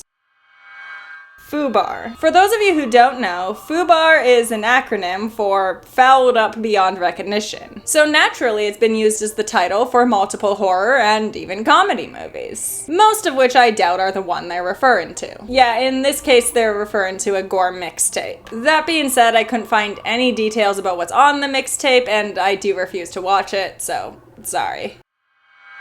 Most Disturbed Person on Planet Earth 1 to 3. This is a sort of shockumentary / Mondo film in the same vein as Faces of Death. And the first one actually contains a couple of clips that you might recognize by reputation. There's 2 Girls, 1 Cup, which is an adult film featuring 2 women eating scat. But then there's also 1 Lunatic, 1 Ice Pick, which is a viral tape showcasing the murder of Jun Lin, a 33-year-old engineering and computer science student from China. He was a closeted gay man who moved to Canada in the hopes of finding acceptance. Just weeks before the murder, Jun Lin and his boyfriend Lin Fen ended their relationship due to the overwhelming pressure from Jun Lin's family for him to date a woman instead. He was lured to Luca Magnotta's apartment with a Craigslist ad looking for people who wanted to help him make a fun movie. Instead, Jun Lin was stabbed to death with a screwdriver that was modified in the video to look like an ice pick. Jun Lin leaves behind his cat, who his best friend Benjamin Zhu describes as being like his baby.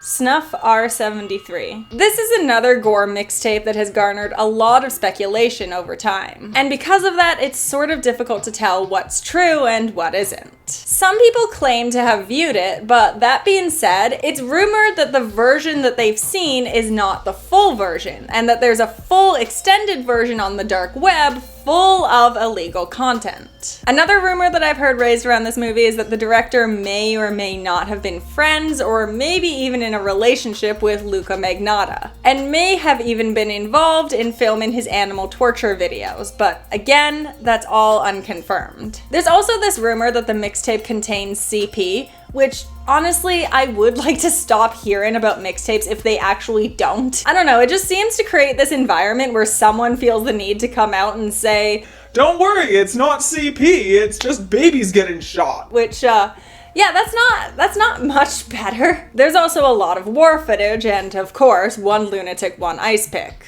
hence the Luca Magnotta connection.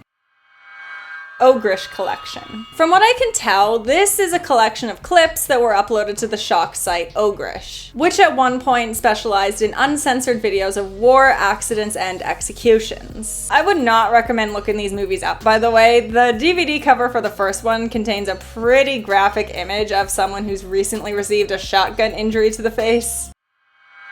Adult Film Gore, Volume 1 and 2. I hate this. Yeah, this is another mixtape, this one a collection of the most gory, graphic adult films on the internet. And just like that, I've sworn off sex forever. Are there any Wiccan nunneries? I'm not looking for a huge lifestyle change here, but I have to admit the celibacy's looking pretty good after this Iceberg. And now that we've covered all the movies on the Iceberg, I do find myself asking if it's at all appropriate to even compare them to the movies that started it out, like Friday the 13th and Annabelle. This movie tends to circulate online as the disturbing movie Iceberg, but when it was first posted, it was given the title of the horror movie Iceberg, implying that this is some sort of natural descent. I will admit that I've been able to find a morbid appreciation for some titles on here that I didn't really expect to. But more than anything, I think the thing that I've learned is that the people who are watching Child's Play are not necessarily the same people who are watching Squirm Fest, and vice versa. In general, I tend to think of horror as a very healthy genre. You know, we all deal with negative emotions like fear and anger and hopelessness. And these are the sorts of emotions that horror tends to tap into, which might be part of the reason why horror is such an intense genre for some. But a good horror movie leads the way towards overcoming those negative emotions. For instance, a good final girl can show the audience that it's okay to feel frightened. It's okay to even feel victimized sometimes, but you don't have to stay in that victim role forever. And it is possible to overcome the darkness. And you do not see that in a lot of these movies on this iceberg. Kuso was easily my favorite movie discussed in this video because at the very least, it addressed the complicated emotions that are often experienced after a such as this. It didn't really give us a way to overcome the darkness. In fact, if anything, it kind of just wallowed in it at the end. But at the very least, it put some thought behind the victim's perspective instead of just, you know, capitalizing on victimhood. And on the one hand, I understand the argument that the horror depicted in these movies is oftentimes more real. And maybe that's sort of the appeal to some people. We're not talking about simple feelings of fear and anger and hopelessness. We're talking about the reality of senseless, bloody death. And for people who do have a higher tolerance for horror, then maybe that reality is precisely what they need. That being said, I think that we can all agree that there is a huge difference between acknowledging that we all have a dark side to contend with